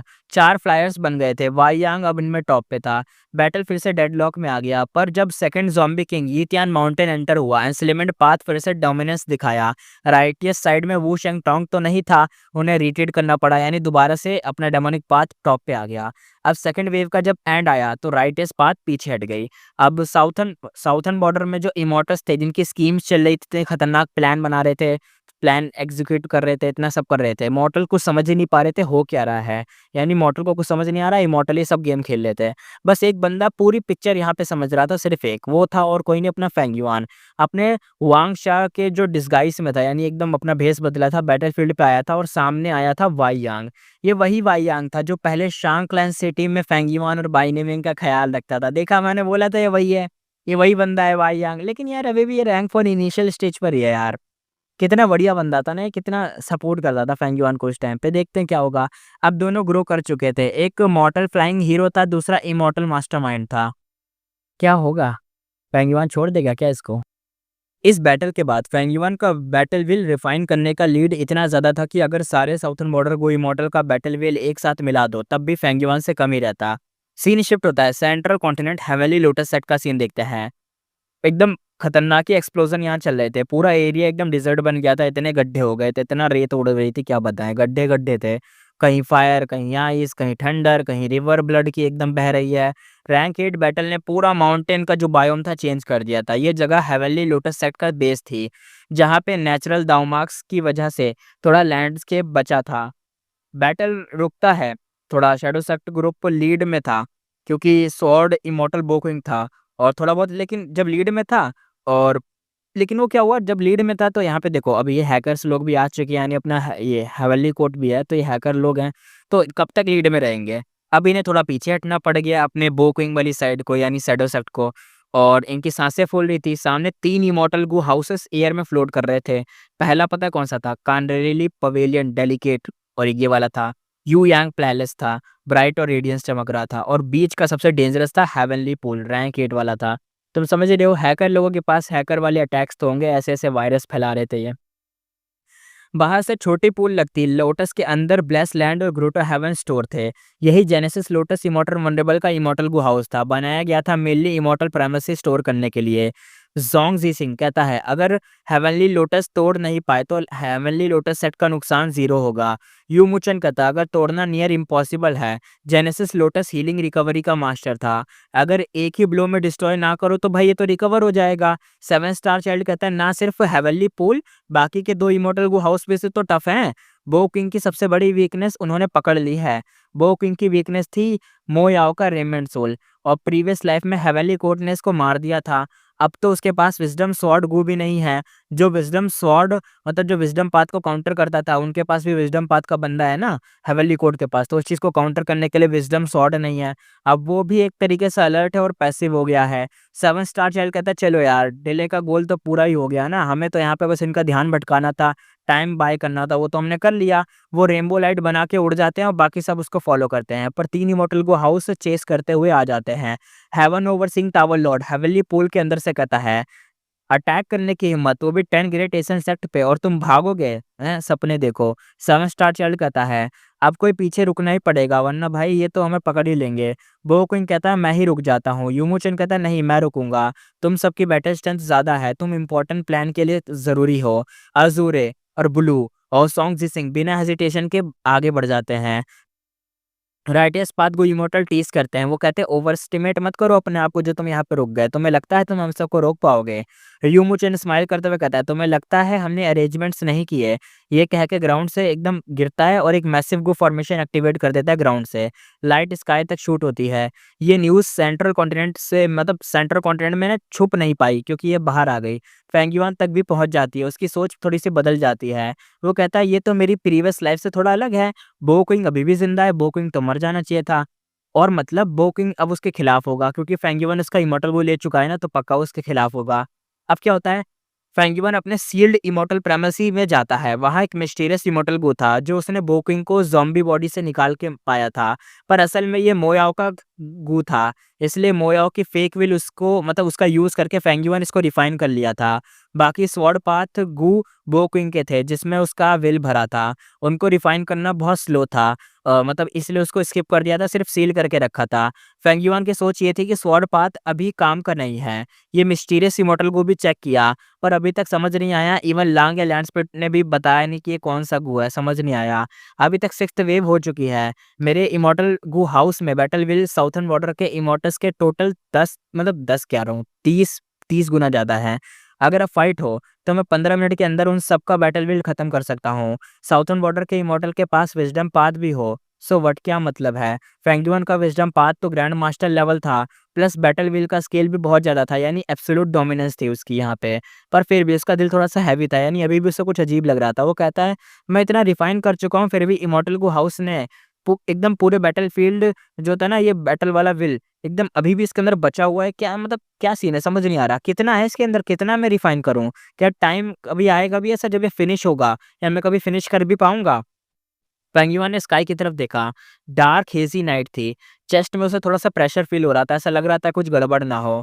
ग्रेसफुल chaotic ड्यूल स्टेज में पूरे बैटलफ़ील्ड का स्केल उसकी एक्सपेक्टेशन से ज़्यादा बाहर था। यानी एकदम उसने सोचा था कि इतना ही तो विल होगा ज़्यादा से ज़्यादा, हो जाएगा काम, लेकिन भाई अभी तो इसके अंदर बहुत ज़्यादा है।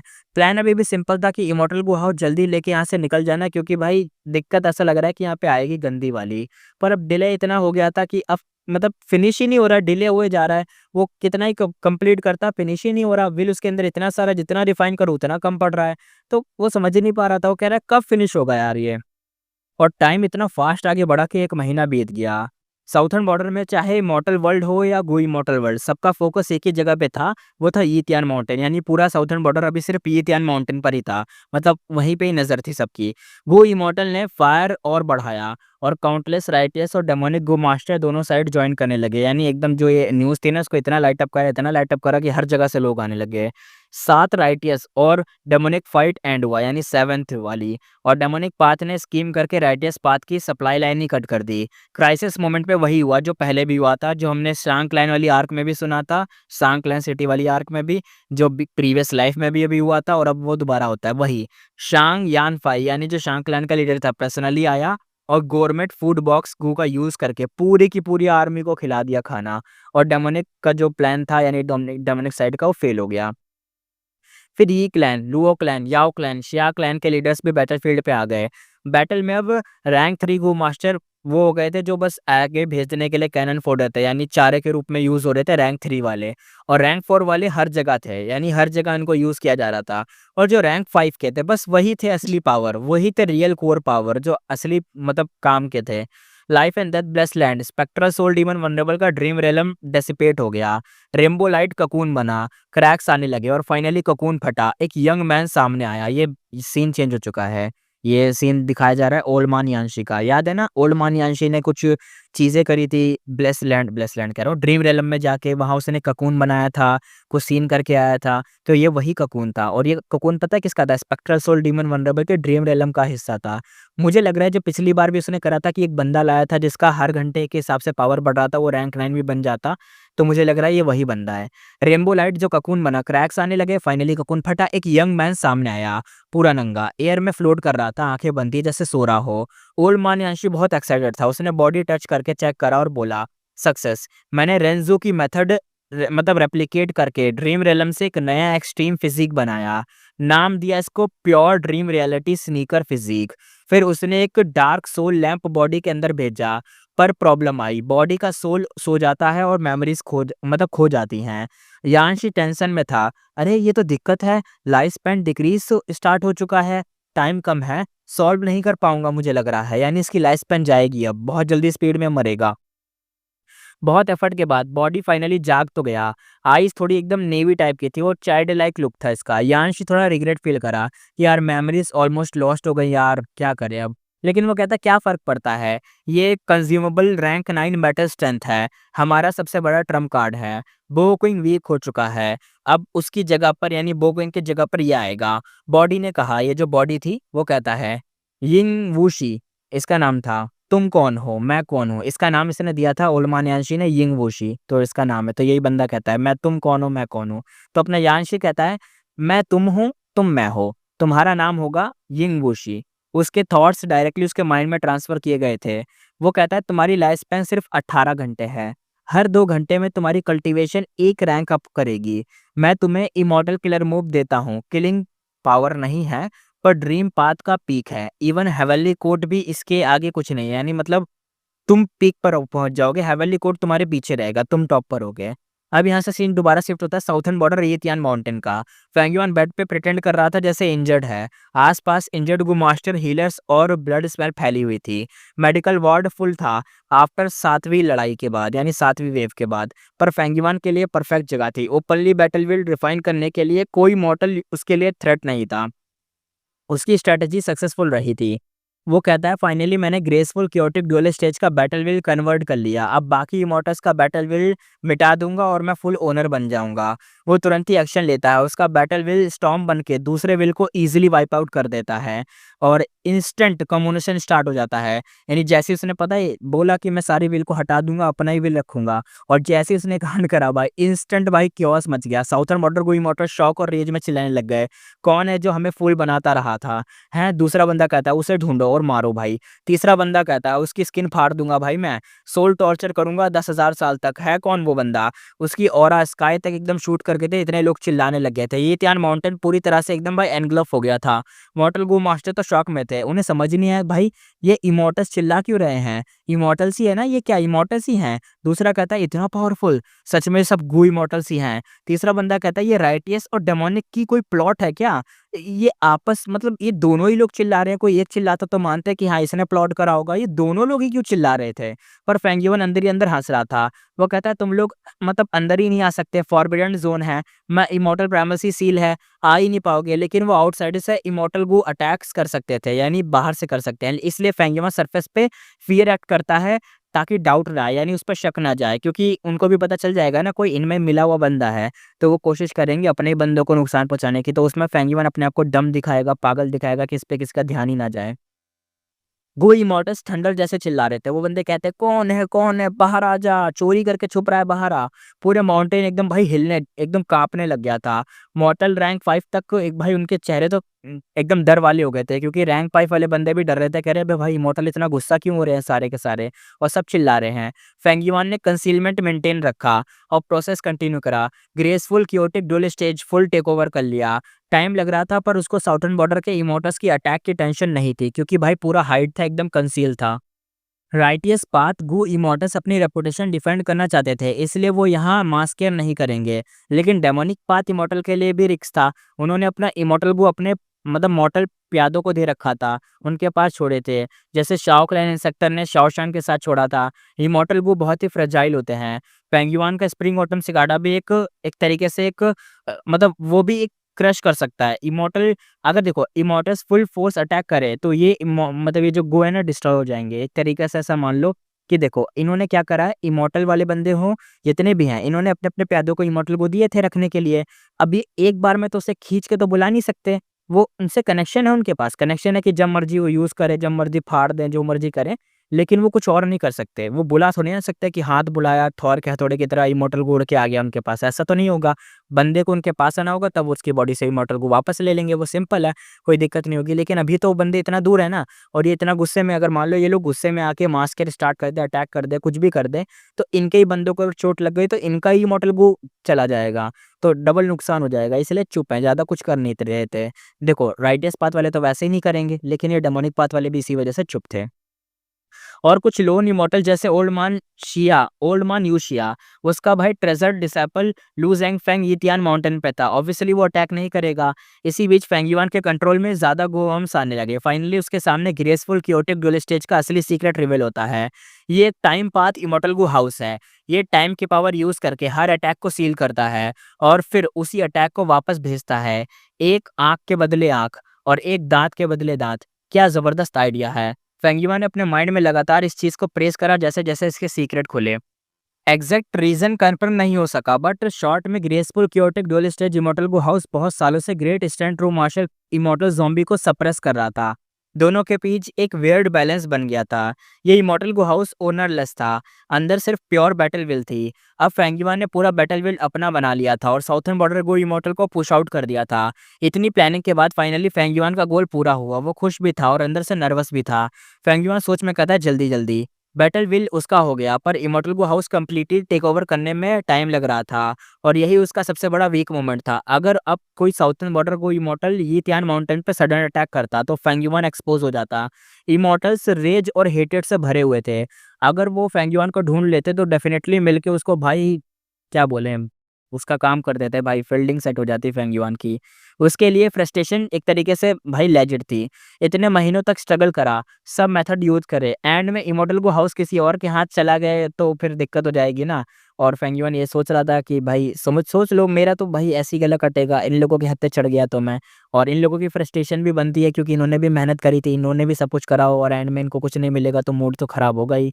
अगर फेंगयुआन ने कॉन्टेस्ट के रूल फॉलो करके जीता होता तो वो सब मान लेते, पर उसने चुपके से चीट करके उनको अवॉइड करा। उनकी नज़र में वो एक थीफ था, यानी एक चोर, शेमलेस वाला चोर।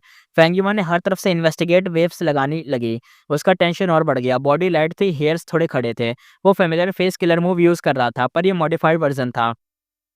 अगर किसी रैंक 8 इमॉर्टल के पास नए डिडक्शन मेथड होते, तो वो पक्का एक्सपोज़ हो जाता अपना फेंगयुआन। रैंक 6 और 7 इमॉर्टल को डिसीव करने में फेंगयुआन कॉन्फिडेंट था, यानी वो रैंक 7 को तक को तो पागल बना सकता है, लेकिन रैंक 8 के अगेंस्ट श्योर नहीं है वो। जब तक टेक ओवर प्रोसेस स्लो चल रहा था, उसको अंदर से ग्रेसफुल कियोटिक ड्यूल स्टेज का फुल स्ट्रक्चर दिखने लगा। उसने फुल फोकस से इमॉर्टल गू और मॉर्टल गू को एनालाइज़ करा, यानी जो भी चीज़ें थी अंदर सब समझ रहा था। अपनी विज़डम पाथ की मास्टरी से उसकी अंडरस्टैंडिंग रैपिड स्पीड में ग्रो हुई। फेंगयुआन अंदर से कहता सक्सेस, फाइनली वो कंप्लीट टेक ओवर कर गया। इमॉर्टल गू हाउस अब उसका हो गया था। एक थॉट के साथ ही ग्रेसफुल कियोटिक ड्यूल स्टेज बाहर फ्लाई आउट कर गया। तभी मेडिकल वार्ड के डोर्स थे एकदम तोड़ दिए गए। शाओशान, लू ज़ेंगफेंग और एक और रैंक 5 गू मास्टर अपने ट्रुप के साथ अंदर घुस आए। शाओशान कहता है वहाँ, वहाँ वो देखो एक सस्पिशियस है, मार दो उसको। टर्न आउट इमॉर्टल अपने प्यादों को राइटियस और डेमोनिक फैक्शन दोनों की तरफ भेज रहे थे ताकि फेंगयुआन को ढूंढ सके। जो भी सस्पिशियस लगता उसको बिना मर्सी के किल कर देते। फेंगयुआन भी मतलब 3 टारगेट्स में से पॉइंट आउट कर गया था, यानी उसको भी एक तरीके से सस्पिशियस मान रहे थे। रैंक 5 गू मास्टर सुन पेंगहू उसके पास आया और रूथलेस फेस के साथ था। अंदर से फेंगयुआन शांत था पर बाहर से एक्ट कर रहा था जैसे कंफ्यूज्ड और एंग्री हो। फेंगयुआन एक्टिंग करते हुए कहता है तुम क्या कर रहे हो, मैं स्पाई नहीं हूँ। सुन पेंगहू कहता है हु केयर्स, यानी तू है भी तो नहीं भी हो तो क्या फर्क पड़ता है। वो चेस्ट पे किक मार देता है। फेंगयुआन को एकदम हार्ट उसका क्रश हो जाता है, ब्लड बाहर निकलता है। फिर एक पंच से उसे वॉल पे जाके मारता है, आईज ओपन हो जाती है और पता चलता है जैसे वो मर गया, यानी मर गया ऐसा दिखा रहा था फेंगियोन अपने आप को कि मर गया, डेड। लेकिन हम जानते हैं फेंगियोन मरा नहीं होगा, एक्टिंग कर रहा होगा। शाओ शान कहता है गो नेक्स्ट साइड, यानी आगे चलते हैं, किसी और को मारेंगे। उसके जाने के बाद 3 कॉर्प्स बची थी, जिसमें फेंगियोन भी दिख रहा था, पर ऑब्वियसली फेंगियोन डेड नहीं था, वो बस भेस बदला हुआ था मरे हुए का। अभी उसका काम खत्म नहीं हुआ था। ग्रेसफुल क्योटिक ड्यूलिस्टिज लेने के बाद भी उसे great stand true martial immortal zombie को सप्रेस करना था। वो इमॉर्टल गू हाउस का पावर यूज़ करके बैटल व्हील से उसे ज़ॉम्बी पर फोर्स डालना था। ज़ॉम्बी आँख खोलता है और वॉलेंटली रेसिस्ट करता है। फेंग युआन से अंदर से कहता है भाई ये तो एक्सपेक्टेड था, ऐसा तो इसे करना ही था। जैसे ही मैं विल को ऑक्यूपाई करूँगा, थोड़ी देर के लिए कंट्रोल लूज़ होगा और पक्का ये ऐसे चिल्लाने लग जाएगा, लेकिन मुझे दोबारा से सप्रेस करना पड़ेगा। उसको याद आया कि प्रीवियस लाइफ में ये ज़ॉम्बी फ्री हो गया था। इस बार उसने ऑलरेडी प्रिपरेशन किया हुआ था, पर उसके स्ट्राइक करने से पहले ही स्काई में ट्रिबुलेशन क्लाउड्स और अर्थ शेक होने लगती है। इमॉर्टल शॉक हो जाते हैं, कहते हैं भाई ये क्या हो रहा है? हेवनली ट्रिबुलेशन आ रही है, इतनी जल्दी क्यों आ गई? दूसरा बंदा कहता है कोई ट्रिबुलेशन अंडरगो कर रहा है क्या, यानी कोई बुला रहा है क्या? तीसरा बंदा कहता है फॉरगेट ट्रिबुलेशन, पहले वो थीफ को ढूंढो ना, ट्रिबुलेशन को बाद में देखेंगे। हमारा इमॉर्टल गो हाउस उसने चुराया, पहले उसको देखते हैं। फेंग युआन शॉक में अंदर से कहता है अबे ये टाइम से पहले कैसे हो गया? ये लोग दोबारा से अटैक कर रहे हैं क्या? शैडो सेक्ट भी आ गया दोबारा से? इतनी जल्दी कैसे आ सकता है यार? क्या ये सब मेरे रीबर्थ का इफेक्ट है कि इतनी जल्दी सब हो रहा है? वो सोचता है रिट्रीट करना चाहिए क्या? ज़ॉम्बी छोड़ भी दे तो फ्यूचर में एक और चांस है, जैसे हाई लॉलन को मार दो। पता नहीं कैसे भाई ये हाई लॉलन के पीछे ही पड़ा है। एग्रीमेंट खत्म होने के बाद उससे भी टारगेट किया जा सकता था, पर अब उसके पास इमॉर्टल गो हाउस का पावर था। चाहे फेरी लिशान हो या ब्लेजिंग हेवन डोमिनस हो या हाई लॉवन, सबको सप्रेस करने में उसका फुल कॉन्फिडेंस था। यानी अब भाई अपना कॉन्फिडेंट हो चुका है अगर इसके पास ये है तो। फेंग युआन सोच में कहता है अगर अब गिव अप करता हूँ तो बहुत बड़ा लॉस होगा। ये रैंक 8 ज़ॉम्बी रेयर है, फ्यूचर में अनसर्टेन है। हाई लॉवन का प्लान तो भाई रिस्की है, उसे मार पाऊँ ना मार पाऊँ कुछ पता नहीं है। बेस्ट यही है कि अभी फाइट कर ही लेता हूँ, छोड़ो। यानी फाइट के मूड में आ गया भाई अपना। फेंगयुआन हेजिटेशन में था, तभी स्काई में एक बड़ा सा चेंज हुआ। ओल्ड मैन यानशी आ गया और उसके साथ 3 कह रहा हूँ 10 एक्सट्रीम फिजिक वाले बू इमोर्टल्स भी लीड में आ गए। 10 extreme physique immortal zombie lifeless formation set करना शुरू कर दिया उसने। साउथर्न बॉर्डर के इमोर्टल गुस्से में एकदम भर गए। एक इमोर्टल चिल्ला के कहता है तुम कौन हो? इमोर्टल को हाउस के थेप के पीछे तुम ही हो क्या? एक रैंक 8 इमोर्टल एकदम घूम कर आया, कहता है छुपे हुए कावर्ड, अगर हिम्मत है तो सामने आओ। देखना चाहता हूँ कि साउथर्न बॉर्डर के अगेंस्ट प्लॉट कर रहे हो क्या? दिखाओ कौन हो तुम। ओल्ड मैन यानशी ने उन्हें थोड़ा सा डिस्टेंस से एकदम देखा और यिंग वू शी की तरफ मुड़ के बोला। यानशी कहता है जो करना था सब तुम्हें बता दिया है, ध्यान रखना। Ying Wu Shi innocent face के साथ एकदम आंखों को एकदम भाई झपकाते हुए कहता है आप बस जाके मर जाओगे क्या? मेरी फिक्र मत करो, जाओ मर जाओ जाके। अरे भाई क्या खतरनाक लाइन कहता है ये। यिंग वूशी बस 12 घंटे पहले ही पैदा हुआ था, डायरेक्ट रैंक 6 गुई मॉडल था, पर अभी दुनिया लाइफ एंड डेथ के बारे में बिल्कुल अनजान था। यानी इस दुनिया के जो लाइफ एंड डेथ वाली चीज़ें हैं उन सब के बारे में कुछ नहीं पता उसे ज़्यादा। नॉर्मली अभी वो एक बच्चे की तरह ही है उसका दिमाग, लेकिन पावर बहुत गंदी लेवल की है। और सोचो जैसे इसके लास्ट के 2 घंटे बचेंगे ये बंदा रैंक 9 पे होगा। भाई साहब अलग ही चीज़ होगी भाई ये। यिंग वूशी बस अभी 12 घंटे पहले पैदा हुआ है, 2 घंटे बाद रैंक 9। या ये जो यानशी था मजबूरी में हेड शेक करता है, कहता है मेरी ह्यूमन पाथ अटेनमेंट रेंजू जैसी नहीं है। उसके बनाए 10 एक्सट्रीम फिजिक लंबी लाइफ जीते थे। मेरा pure dream reality sneaker physique सिर्फ 18 घंटे जी सकता है, यानी बस 18 घंटे जिएगा ये। स्लीपिंग सोल की वीकनेस रिमूव हो गई है, पर मेमोरीज अभी भी ड्रीम पाथ दावमार्क्स की वजह से लूज हो रही हैं। ज़्यादा इन्फो देना बेकार है, वो और फास्ट भूल जाएगा। सिर्फ अपने एफर्ट से याद करे तो तभी थोड़ा वर्क करेगा। यानी जितना मैंने को बताना था मैंने उतना बता दिया, इससे ज़्यादा समझाने का कोई फ़ायदा नहीं, वरना और भूल जाएगा। रिग्रेट को छुपाते हुए यान्शी बोलता है अब मैं जा रहा हूँ, मरने से पहले तुम्हारे लिए एक डिडक्शन कर देता हूँ और सावधान रहना, हम में से एक। वही लाइन दोबारा रिपीट होती है जब वो मरने के टाइम बोलता है ना, अरे अरे हम में से एक, हम में से एक, बस वो इतना बोलता है और ये इसका फाइनल वर्ड कहकर ओल्ड मान यान्शी वापस से पाउडर बन के हवा में गायब हो गया। उसके साथ ही सैडो सेट के और भी वो इमोटर्स अपने सोल को सेक्रीफाइस कर दिया और फॉर्मेशन के अंदर एकदम भाई एब्जॉर्ब हो गए। 10 extreme immortals zombie lifeless formation 90% complete हो गई। साउथर्न बॉर्डर इमोटस पहले इस फॉर्मेशन को तोड़ने की कोशिश कर चुके थे, पर अब जाके ऑलमोस्ट कंप्लीट हो गई थी। उनके चेहरे पर और शॉक और डर दोनों आ गया। तभी उनके ऊपर से 1000 पर लाइट ट्रिबुलेशन डिसेंड करने लगी। साउथर्न बॉर्डर इमोटस ने ब्रेकआउट छोड़ दिया। अब उन्हें सबसे पहले ट्रिबुलेशन का सामना करना था। और हम इतनी जल्दी इस सीन तक इसीलिए आ गए ना क्योंकि ये सीन पहले भी हो चुका है, तो काफ़ी चीज़ें एक्सप्लेन पहले ही हो चुकी हैं, तो इसलिए राइटर ने शायद इसमें दोबारा वो सारी चीज़ें ऐड नहीं करी, वरना बोरिंग हो जाता ना। इसलिए डायरेक्ट मेन पॉइंट तक पहुँच गया और शॉर्ट में बता दिया। मैंने कुछ शॉर्ट नहीं करा ज़्यादा, ये अपने आप ही ज़्यादा शॉर्ट था, ठीक है? अब वापस आगे देखते हैं, यानी असली स्टोरी तब यहाँ से शुरू होगी। फेंग युआन ने स्काई की तरफ देखा और धीरे से सोचा। फेंग युआन कहता है शैडो सेट भी ऑलरेडी आ चुका है। हैं? दिल से वो अपना प्लान रेडी जल्दी करना चाहता था, लेकिन जैसे ही प्रैक्टिकली चीज़ें अनफोल्ड हुई, उसे समझ आया कि पेपर पे प्लान तो ऑसम था, पर रियलिटी में सिचुएशन उसकी एकदम हेल्पलेस वाली हो गई। उसकी प्रीवियस लाइफ में साउथर्न बॉर्डर के गो इमोर्टल्स पहले कई वेव्स और ट्रिब्यूलेशन फेस करते हैं, फिर शैडो सेट के गो इमोर्टल्स एंट्री लेते हैं। लेकिन इस लाइफ में शैडो सेट के लोग अर्ली ही आ गए और direct 10 extreme physique immortal zombie lifeless formation set कर दिया और चालू भी कर दिया। अब जब फॉर्मेशन सक्सेसफुल हो गया, फेंग युआन के लिए तुरंत ही रिट्रीट करना ज़रूरी नहीं था। रीज़न सिंपल था, बुरे केस में सीन ऑलरेडी आ चुका है, यानी सबसे बुरा केस पहले ही आ चुका है, यानी भागा नहीं जा सकता अभी। जैसे उसकी पिछली लाइफ में हुआ था, इस बार भी फिक्स इमोर्टल ट्रैवल इस फॉर्मेशन के अंदर बेकार हो गया। Even immortal Gu house graceful chaotic dual stage को यूज़ करके भी 90% कंप्लीट, मतलब 90% कंप्लीट लाइफलेस फॉर्मेशन तोड़ने में टाइम लगता।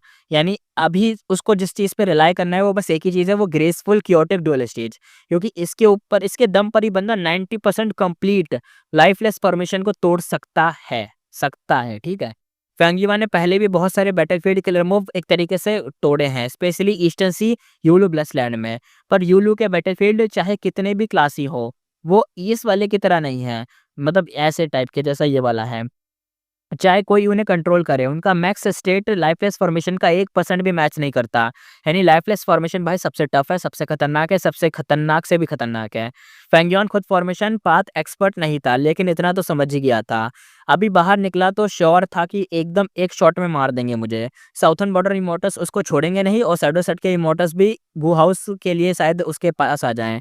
फेंग युआन कहता है पहले great stand true martial immortal zombie को सप्रेस करो, फिर चांस मिलते ही इमॉर्टल को हाउस यूज़ करके ज़बरदस्ती से ब्रेक थ्रू करना होगा। अब उसकी फुल फोकस ज़ॉम्बी पे थी। अगले ही एंगल उसने देखा कि शैडो सेट के सडन अपीयरेंस ने उसकी हेल्प की थी। अगर वो ना आते साउथर्न बॉर्डर के इमॉर्टल्स फिर फेंग युआन पे ही ढूँढने में लगा देते कि उस चोर को ढूँढो। अब ये लोग आ गए तो अब वो सारे लोगों का ध्यान फेंग युआन से हट गया और इनके ऊपर आ गया। पर अब फेंग युआन पे प्रेशर थोड़ा कम था, उसके पास ज़्यादा एनर्जी थी ज़ॉम्बी हैंडल करने के लिए। लेकिन शौक ये था कि इमॉर्टल ज़ॉम्बी के पास अभी भी काफ़ी स्ट्रेंथ बची थी। फेंग युआन के नॉनस्टॉप अटैक के सामने उसने इमॉर्टल को एक्टिवेट करके अपना बैटल व्हील्स जगाया और ज़बरदस्त तरीके से रेसिस्ट करा। एक पल के लिए तो फेंग युआन पीछे पुश हो गया। फेंग युआन अपने मन में सोचते हुए कहता है ये इमॉर्टल ज़ॉम्बी भी एक क्लेवर स्कीमर है। पहले इसने बैटल व्हील्स से इमॉर्टल को हाउस रिफाइन करने का ट्राई करा पर फेल हो गया। शायद थक के डीप स्लीप में चला गया और उसने नींद में स्ट्रेंथ एक्यूमुलेट की ताकि जैसे ही जागेगा अपनी फुल पावर लगा देगा। ऐसे अपोनेंट को देख के फेंग युआन के मन में थोड़ा-सा रिस्पेक्ट आ गया। ज़ॉम्बी अगर सिर्फ स्ट्रेंथ पाथ कल्टीवेट करता तो शायद ये मेथड यूज़ ही नहीं करते, पर ये बंदा अलग निकला। इतना स्ट्रॉन्ग टैलेंट स्ट्रेंथ पाथ में था, फिर उसने छोड़ के विज़डम पाथ कल्टीवेट किया। क्या सोच रहा था कि कोई नहीं जानता है बंदा। पर फेंग युआन को पता था कि विज़डम पाथ के मेथड ने उसको ये चांस दिया है, जहाँ हार फिक्स थी वहाँ से ही एस्केप का रास्ता मिल गया। हो सकता है ये इमॉर्टल ज़ॉम्बी ऑलरेडी कई बार जाग या सोया हो, हर बार थोड़ा-थोड़ा बैटल व्हील जमा करा हो।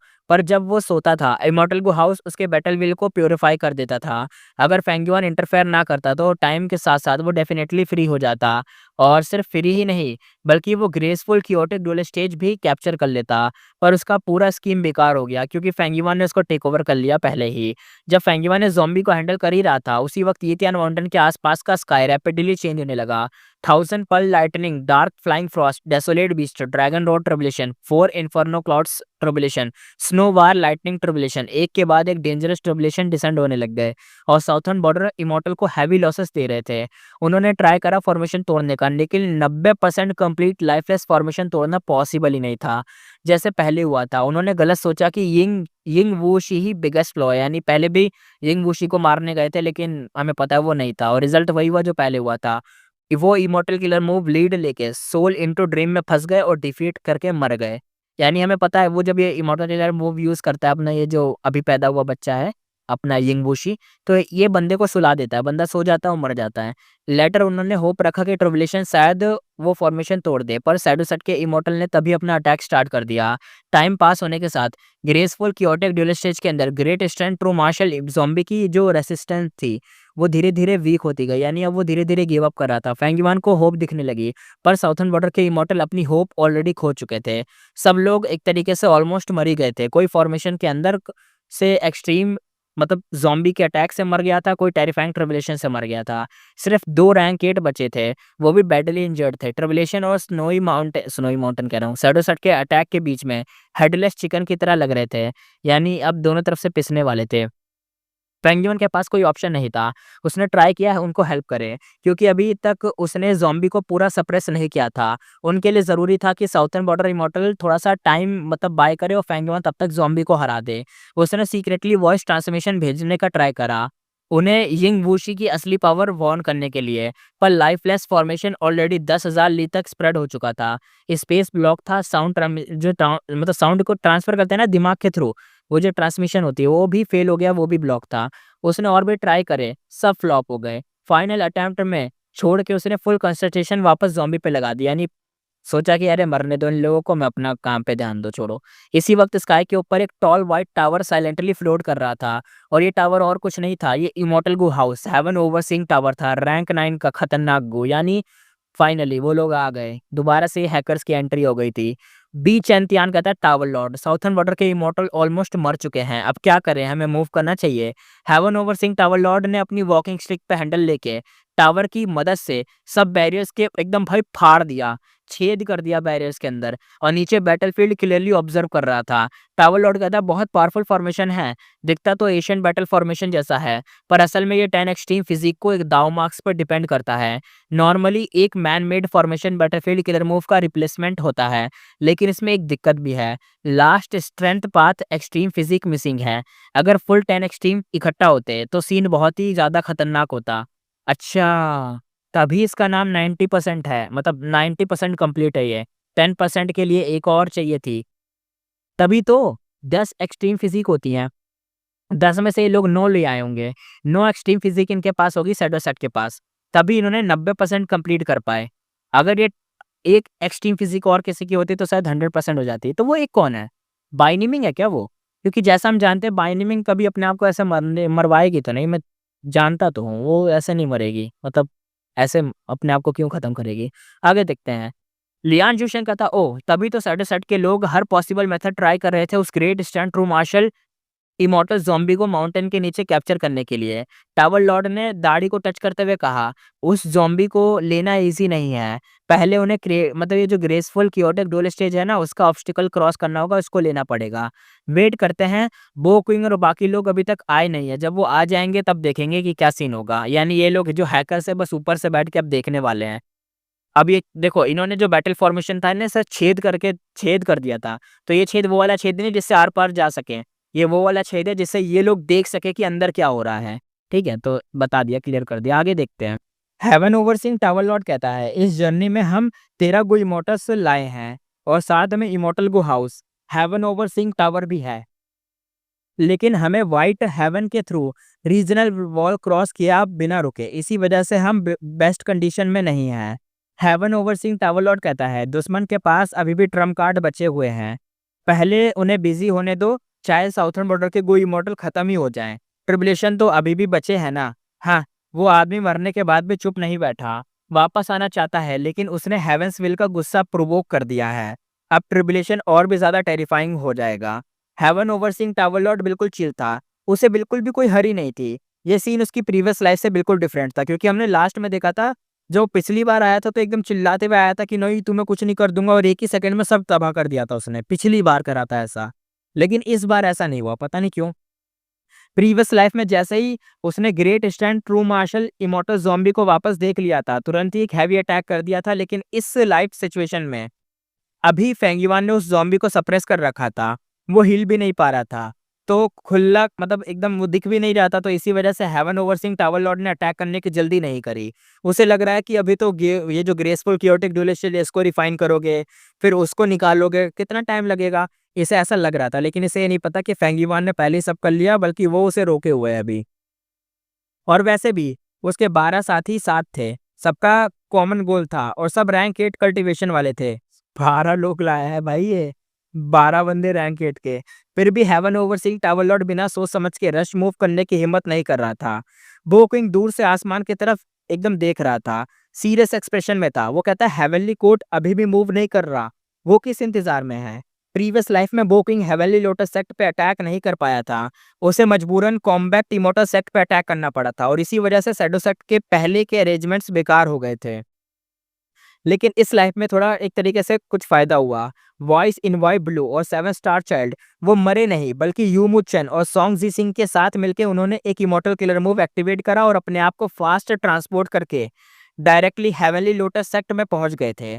और ये अटैक करना ऑलरेडी शैडो सेक्ट के प्लान का हिस्सा था। बो किंग और बाकी लोग ज्यादा डिले करके रिट्रीट हुए, लेकिन हेवर्ड ओवर सिंह टावर लॉर्ड को बेवकूफ बनाना इजी नहीं था।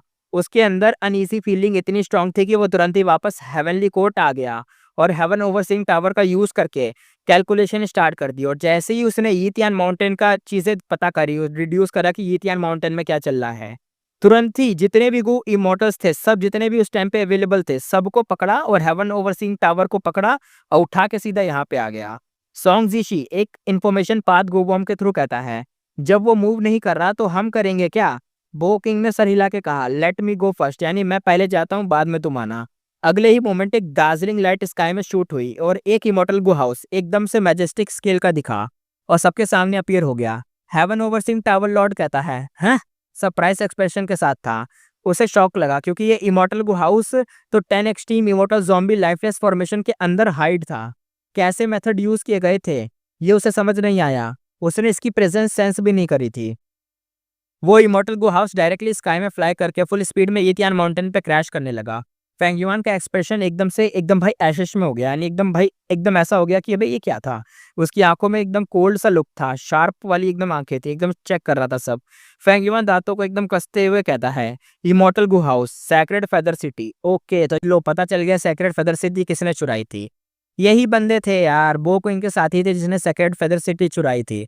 शैडो सेक्ट नहीं चुराई थी, सेक्रेड फेदर से दी। तभी सारे फेदरमैन यहाँ उड़ते आ गए थे हेवनली विश की वजह से, टाइबर्शन के वहां से, फिर वहां से स्लेव बन गए। ओ तो ये मतलब ये माजरा था। उसने सोचा भी नहीं था कि इतने क्रूशियल मोमेंट पे ये सैक्रेड फेदर सिटी जो ओरिजिनली फेदरमैन गो इमोर्टल के पास थी, सडनली यहाँ अपीयर होगी। जब वो सिटी अपीयर हुई, फेंग युआन को अनईजी फील होने लगा। अब जब उसने देखा कि ये बड़ा इमोर्टल गो हाउस सीधा उसके ऊपर गिर रहा है, उसका दिल एकदम से रॉक बॉटम में सिंक हो गया। वो एक्सट्रीमली अनविलिंग था, बस थोड़े ही स्टेप बचे थे सक्सेस के और great stand true martial immortal zombie already defeat पर था और अब और होल्ड नहीं कर पा रहा था वो इमोर्टल ज़ॉम्बी। लेकिन अगर फेंग युआन को रुकना पड़ा तो सैक्रेड फेदर सिटी डायरेक्टली नीचे स्मैश करेगा और फेंग युआन को मजबूरन graceful chaotic dual stage activate करना पड़ेगा ताकि वो रेसिस्ट कर सके। इमोर्टल गो हाउस अगर एक्टिवेट ना हो तो उसका रियल बैटल स्ट्रेंथ दिख ही नहीं सकता और उसके बैटल स्ट्रेंथ की हाइट डिपेंड करती है कितना इमोर्टल एसेंस एक्टिवेट करने में खर्च हुआ है। इवन हेवन ओवरसीइंग टावर जो रैंक 9 इमोर्टल गो हाउस था, उसको भी एक पोर्शन बो किंग की स्वॉर्ड लाइट ने कट कर दिया था। वो एक इनएक्टिव था, यानी उस टाइम पे वो इनएक्टिव था, इसलिए वो कट हो पाया था। अगर वो एक्टिव होता तो हो जाता काम। पेंगुइन अंदर ही अंदर से थोड़ा कहता है, ग्रेसफुल क्योटिक ड्यूल स्टेज, बाहर आ जाओ, यानी भाई ने बुला ही लिया। इस बार उसने कंसील करना छोड़ दिया, अपनी असली बॉडी दिखाते हुए कॉल करा। इंस्टेंटली ईदियान माउंटेन क्रम्बल होने लगा। Graceful chaotic dual stage sky की तरफ एकदम क्रिंसम मीटियोर की तरह शूट हुआ। उसके अंदर स्पेस पाथ के गुवाम्स एक्टिवेट हो गए। एक powerful invisible force instantly Fengyuan के अंदर ट्रांसपोर्ट हो गया। अब Fengyuan officially graceful chaotic dual stage को कंट्रोल कर रहा था। फेंगयुआन अंदर ही अंदर कहता है, बस सैक्रेड फेदर सिटी यही तो है, अब गई। उसने अपना हाथ हिलाया और rank 9 yellow apricot immortal essence भाई स्प्रेड आउट हो गया। फाइनली भाई जाइंट सन इमोर्टल वनरेबल का rank 9 yellow apricot immortal essence use हुआ। ये इमोर्टल एसेंस जाइंट सन इमोर्टल वनरेबल का था और ये लाइटली लेने लायक नहीं था, यानी बहुत भयंकर चीज थी ये। ग्रेसफुल क्योटिक ड्यूल स्टेज पहले सिर्फ कुछ मीटर्स तक ही रेड लाइट का ऑरा कवर्ड था, लेकिन जैसे ही इसको रैंक 9 का ऑरा मिला, यानी रैंक 9 एप्रिकॉट इमोर्टल एसेंस खर्च हुआ, वो रेड लाइट वॉल्केनो की तरह एक्सप्लोड हो गई और डायरेक्टली 15 से 20 मीटर तक एक्सपेंड हो गई। बो क्विंग जो सेकंड फेदर सिटी कंट्रोल कर रहा था, शॉक में कहता, अबे ये क्या, व्हाट? फिर एकदम से बूम आवाज आई, एक अर्थ शेकिंग एक्सप्लोजन हुआ। सैक्रेड फेदर सिटी को ग्रेसफुल क्योटिक ड्यूल स्टेज ने रूथलेसली उड़ा के खत्म ही कर दिया। सिटी बड़े बड़े वॉल्स, गेट, टाइल्स सब हवा में उड़ गए और गिरते हुए गुवॉम्स कॉप एक तरीके से वो एशेस बन गए, यानी एकदम भाई राख बन गए और बिखर गए। इसमें कोई डाउट नहीं था कि फेंगयुआन ने एक ही मूव में बो क्विंग को डिफीट कर दिया था। और सीन कुछ ऐसा देखने को हुआ था ना कि इसको मैंने थंबनेल में भी डिज़ाइन करा है। थंबनेल में देखना कि मतलब ना आस-पास का जो एरिया ना एकदम भाई ओ आसमान तो एकदम खुला हुआ है, जैसे ऊपर से कुछ आ रहा है और आस-पास थंडर गिर रही है एकदम ऐसे, और थंडर के साइड में ना एक माउंटेन है, माउंटेन के ऊपर एक फेदर सिटी आ चुकी है। वो फेदर सिटी होगी माउंटेन के ऊपर, नीचे थोड़े बादल होंगे, और माउंटेन सबसे नीचे जो माउंटेन है ना, उस माउंटेन से एक एक बादल निकला है फेदर सिटी के ठीक नीचे। एकदम जैसे फेंगयुआन ने बोला था ना राइस, और एकदम वो बादल माउंटेन से निकला था और एकदम जैसे एप्रिकॉट ऑरा दिया, यानी वो एसेंस दिया एप्रिकॉट वाला रैंक 9 का जायंट सन वाला, जैसी एसेंस दिया वो पूरी की पूरी एकदम बहुत बड़ा बन गया और सीधा उठ के नीचे से उठा। फेदर सिटी के नीचे से एक बादल उठा होगा, अलग से बादल होगा देखना, और वो सीधा ऊपर टकराया और जो फेदर सिटी थी गई। भाई उड़ा दिया फेदर सिटी को, ऐसा सीन है। मैं थंबनेल में पूरी कोशिश करूँगा ऐसा डिज़ाइन करने की ताकि तुम्हें अच्छे से समझ आए। थोड़ी ड्राइंग में टाइम लगेगा आज, लेकिन कोई बात नहीं, देखना। अब आगे सीन कंटिन्यू करते हैं कि आगे क्या हुआ। फेंगयुआ ने सेक्रेड फेदर सिटी को रेपेल कर दिया था, लेकिन उसे ये नहीं पता था कि अंदर से इमॉर्टल ज़ॉम्बी बोकिंग उसे मैनिपुलेट कर रहा था। इस मौके का फ़ायदा उठाते हुए फेंगयुआ ने ग्रेसफुल क्योटिक ड्यूल स्टेज को कंट्रोल करा और स्काई में टर्न लिया और दोबारा यितियान माउंटेन की तरफ क्रैश कर गया। रास्ते में ट्रिबुलेशन बारिश की तरह गिर रहे थे और ग्रेसफुल क्योटिक ड्यूल स्टेज पर क्रैकिंग आवाज़ें होने लगी थी। थंबनेल में भी तुम देखना कि जो वही वाली फेदर सिटी वाली जगह है उसके आस-पास भी वो बिजली गिर रही होगी जो आसमान वाली है, देखना। मैं पूरा कोशिश करूँगा अच्छे से दिखाने की, और बिना रुके नीचे चार्ज कर रहा था। इस वक़्त यितियान माउंटेन ऑलरेडी कोलैप्स हो चुका था। सिर्फ़ एक रुइंस बची थी, यानी खंडर जैसा। वहाँ के डेमोनिक पाथ गोई इमोर्टल्स या तो मर गए थे या तो बहुत ज़्यादा इंजर्ड थे। हर जगह कॉर्प्सेस पड़े हुए थे। एकदम हॉरिफाइंग सीन था। फेंगयुआ ने ग्लेंस लिया और फिर स्लोली मॉर्टल्स को इग्नोर कर दिया जो नीचे पड़े थे। उसकी आँखों में एकदम कोल्ड सी चमक थी। अभी वो गिव अप करने को रेडी नहीं था। पहला सप्रेशन फ़ेल हो गया था, लेकिन फेंगयुआन के पास अभी भी चांसेस थे। फेंगयुआन कहता है, great strength room martial immortal zombie, तू मेरा है। हाँ, ग्रेसफुल क्योटिक ड्यूल स्टेज दोबारा नीचे क्रैश करने ही वाला था। एक दूसरा इमॉर्टल गू हाउस ने उसके रास्ते को ब्लॉक कर दिया। ये इमॉर्टल हाउस पूरा ब्लैक था, मेटालिक शाइन दे रहा था और फॉर्म में एक फोर्ट्रेस जैसा था, लेकिन सेक्रेड फेदर सिटी जितना ग्रैंड नहीं था। ये बैटल फोर्ट था जो स्टील से फोर्ज किया गया था। कंपेयर करें तो सेक्रेड फेदर सिटी एक मतलब एक जेंटलमैनली प्रिंस जैसा था, और ये जो नया इमॉर्टल हाउस था एक स्टील आर्मर पहने हुए वॉरियर जैसा था। फेंगयुआन की आंखें थोड़ी सी ब्राइट चमक उठी। उसने दांत कस लिए, फिर नीचे चार्ज किया। वो टाइम के अगेंस्ट रेस कर रहा था। जितना ज़्यादा वक्त rank 8 great eastern true martial immortal zombie को मिलेगा, उतना ही ज़्यादा वो रिकवर करेगा, और जैसे ही रिकवर करा, वो यहाँ से भाग सकता है। लेकिन क्या होता है, बूम आवाज़ आई। एकदम डिफेंडिंग साउंड के साथ दोनों इमॉर्टल गू हाउसेस टकरा गए। शॉक वेव हर तरफ ब्लास्ट हो गई। माउंटेन्स के रॉक हर तरफ उड़ गए। बीच में जो गो मास्टर थे उनकी कॉर्प्स भी इधर से उधर पड़ी हुई मिली। दोनों इमॉर्टल गू हाउस डेडलॉक में फंस गए थे। ग्रेसफुल क्योटिक ड्यूल स्टेज का चार्ज पावरफुल था, लेकिन iron fortress type immortal Gu house ने उसे रोका था। दोनों तरफ से टक्कर चल रही थी। आयरन फोर्ट्रेस गू हाउस धीरे-धीरे पुश हो रहा था, लेकिन ग्रेसफुल कियोटिक ड्यूल स्टेज अपना मोमेंटम लूज़ कर रहा था। फेंगयुआन कहता है, graceful chaotic dual stage rank 7 immortal Gu house है, और ये दूसरा वाला भी रैंक 7 लगता है। डिफेंस में स्पेशलाइज़ है, तभी तो ये मेरे को थोड़ा पुश कर पा रहा है। ये समझकर फेंगयुआन ने थोड़ा शिट कहा। उसे पता था कि अब उसका मौका चला गया है। बहुत ट्राई किया, लेकिन ये जो ऑब्स्टिकल था ना बीच से हट ही नहीं रहा था, सक्सीड ही नहीं कर पा रहा था। इतना वक्त rank 8 great stunt true martial immortal zombie के लिए काफ़ी था, ताकि वो फेंगयुआन के सप्रेशन से फ्री होकर रिकवर कर सके। फेंगयुआन का प्लान फेल हो गया था। उसने तुरंत ही पीछे हटने की कोशिश की, इस ट्रबलसम जगह को छोड़ने का डिसाइड करा। ग्रेसफुल क्योटिक ड्यूल स्टेज ने टर्न लिया और स्काई की तरफ उड़ने लगा, लेकिन डायरेक्टली ऊपर जाने के बजाय फेंगयुआन ने साउथ ईस्ट डायरेक्शन में क्रैश करा। और तब तीसरा और चौथा इमॉर्टल गू हाउस एक के बाद एक सामने आ गया। एक छोटा सा था, ब्लड रेड लाइट से भरा हुआ, और दूसरा शेप था एक चैरेट जैसा, और एक था एरी कास्टल जैसा, ग्रे टाइल्स और व्हाइट वॉल्स के साथ था। अब 4 इमॉर्टल गो हाउसेस ने ग्रेसफुल क्योटिक ड्यूल स्टेज को ट्रैप कर लिया था। फेंगयुआन हर तरफ से चार्ज कर रहा था, लेकिन चारों तरफ से ब्लॉक होने की वजह से वो 10 extreme immortal zombie lifeless formation से बाहर नहीं निकल पाया। क्योटिक ड्यूल स्टेज के अंदर फेंगयुआन का एक्सप्रेशन एकदम डार्क था। उसने सोचा, शैडो सेक्टर ने इतना बड़ा मूव किया है, भाई ये बिलीव करने लायक नहीं है। एक इमॉर्टल गू हाउस भी रेयर होता है, और साइटोसेक्ट ने 4 निकाल दिए। इतना रेंटलेस मतलब इतना क्यों ये दिखा रहे हैं? सिचुएशन उसके अगेंस्ट जा रही थी, लेकिन फेंगयुआन अभी भी शांत था। एनिमी स्ट्रांग था, लेकिन अभी भी डेस्परेट सिचुएशन नहीं बनी थी, क्योंकि एक पार्टी अभी भी फाइट में एंटर नहीं हुई थी। फेंगयुआन बार-बार स्काई की तरफ देख रहा था, वेट कर रहा था कि क्या सच में हेवनली कोड डिड्यूस करने में फेल हो गया कि शैडो सेक्ट अटैक कर रहा था? अगर फेल भी हुआ है तो अब तक उन्हें आ जाना चाहिए था ना, वो आए क्यों नहीं हैं? जब हेवनली कोर्ट के गु इमोर्टल्स अटैक करते तो पूरा सीन ही क्योटिक हो जाता और फेंग युआन उस कंफ्यूजन का फायदा उठा के भाग सकता था। फेंग युआन सोचते हुए कहता है, लेकिन हेवनली कोर्ट के गु इमोर्टल्स अभी तक अटैक ही नहीं कर रहे। उसने ग्रेसफुल क्योटिक डुअल स्टेज की पावर थोड़ी कम कर दी। रेड लाइट से चमक रहा इमोर्टल गु हाउस धीरे धीरे फेंट होने लगा और तुरंत ही सील बदल गया। फेंग युआन का graceful chaotic dual stage 4 immortal गु हाउस के नीचे सप्रेस हो गया। हेवन ओवरसीइंग टावर लॉर्ड जो टावर था ना, उसके अंदर टावर लॉर्ड आंखें एकदम चमक रही थी उसकी, वो धीरे धीरे से पेड हो गई। उसने अभी हेवन ओवरसीइंग टावर यूज करके डिडक्शन किया था जो अब खत्म हुआ। हेवन ओवरसीइंग टावर लॉर्ड एकदम स्माइल के साथ कहता है, ग्रेसफुल क्योटिक डुअल स्टेज के अंदर जो वो है एक अदर वर्ल्डली डीमन है, उसका नाम गुयू फेंग युआन है। इंपीरियल कोर्ट ब्लेस लैंड का डिस्ट्रक्शन और अर्थली कह रहा हूँ 88 रैंक बिल्डिंग का जो कोलैप्स था ना, उसी ने किया था। इस बंदे का कुछ connection red lotus demon vulnerable और स्पेक्ट्रल सोल डीमन वनरेबल के साथ भी लगता है।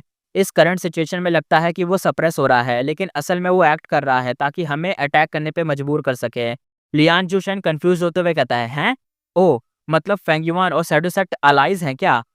एनिमीज हैं, अलाइज है, क्या है? क्या उनका ये इंटेंस बैटल सिर्फ एक एक्ट है? क्या मैटर है? हेवन ओवरसीइंग टावर लॉर्ड हाथ हिलाकर कहता है, मुझे फेंग युआन और सैडोसेक्ट का रिलेशन में कोई इंटरेस्ट नहीं है। ये इम्पोर्टेंट नहीं है। अगर वो चाहता है कि हम अटैक करें तो चलो करते हैं। 10 extreme immortal zombie lifeless formation enemy के प्लान का क्रूशियल पार्ट है।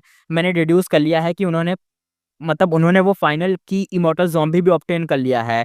सब लोग मेरे साथ आओ, हेवन ओवरसीइंग टावर को एक्टिवेट करो और फॉर्मेशन को तोड़ दो और उनकी स्कीम को बर्बाद कर दो। टावर लॉर्ड ने आवाज़ लगाई और सबसे रिस्पॉन्ड किया, फाइट के लिए तैयार हो जाओ। हेवनली कोर्ट के गो इमोर्टल्स के चेहरे एकदम से भाई हो गए खतरनाक वाले कि अब फाइट के लिए तैयार हैं। एक साथ अटैक करा। एक बीम ऑफ लाइट सीधा 10 एक्सट्रीम फॉर्मेशन की तरफ शूट हुई। ब्लू एनवॉय और 7 स्टार चाइल्ड सोचता हुआ कहता है, मैंने प्लान बनाया था कि फेंग युआन के थ्रू हेवनली कोर्ट के गो इमोर्टल्स को अटैक करने से रोका जा सके ताकि टाइम बचे, लेकिन लगता है इतना भी काफी नहीं था। वो लोग तो अब अटैक कर रहे हैं। फेंग युआन अंदर ही अंदर कहता है, गुड। हेवनली कोर्ट ने अटैक करना शुरू करा।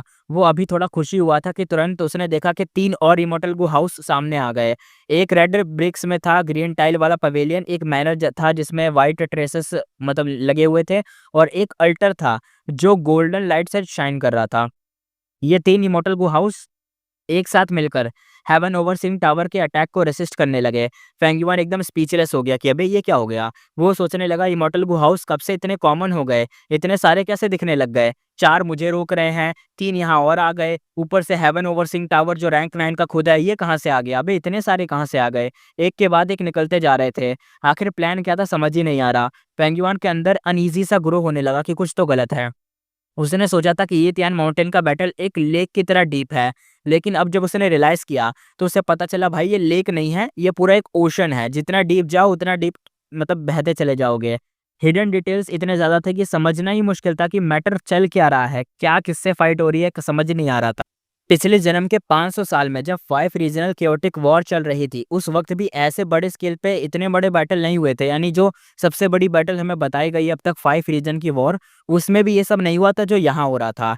हेवन ओवरसीइंग टावर लॉर्ड कहता है, गुड गुड गुड, बहुत good. Sacred feather city, unbreakable iron fortress और blood river chariot, nightmare castle, green wave pavilion और वेविंग ककून मैनर, प्लस क्या गोल्डन अल्टर। सिर्फ एक ही मूव से सैडोसेक्ट के 7 इमोर्टल गो हाउसेस एक तरीके से मजबूर हो गए बाहर आने के लिए। यानी हेवन ओवरसीइंग टावर लॉर्ड इसी चीज को देख के खुश हो रहा था।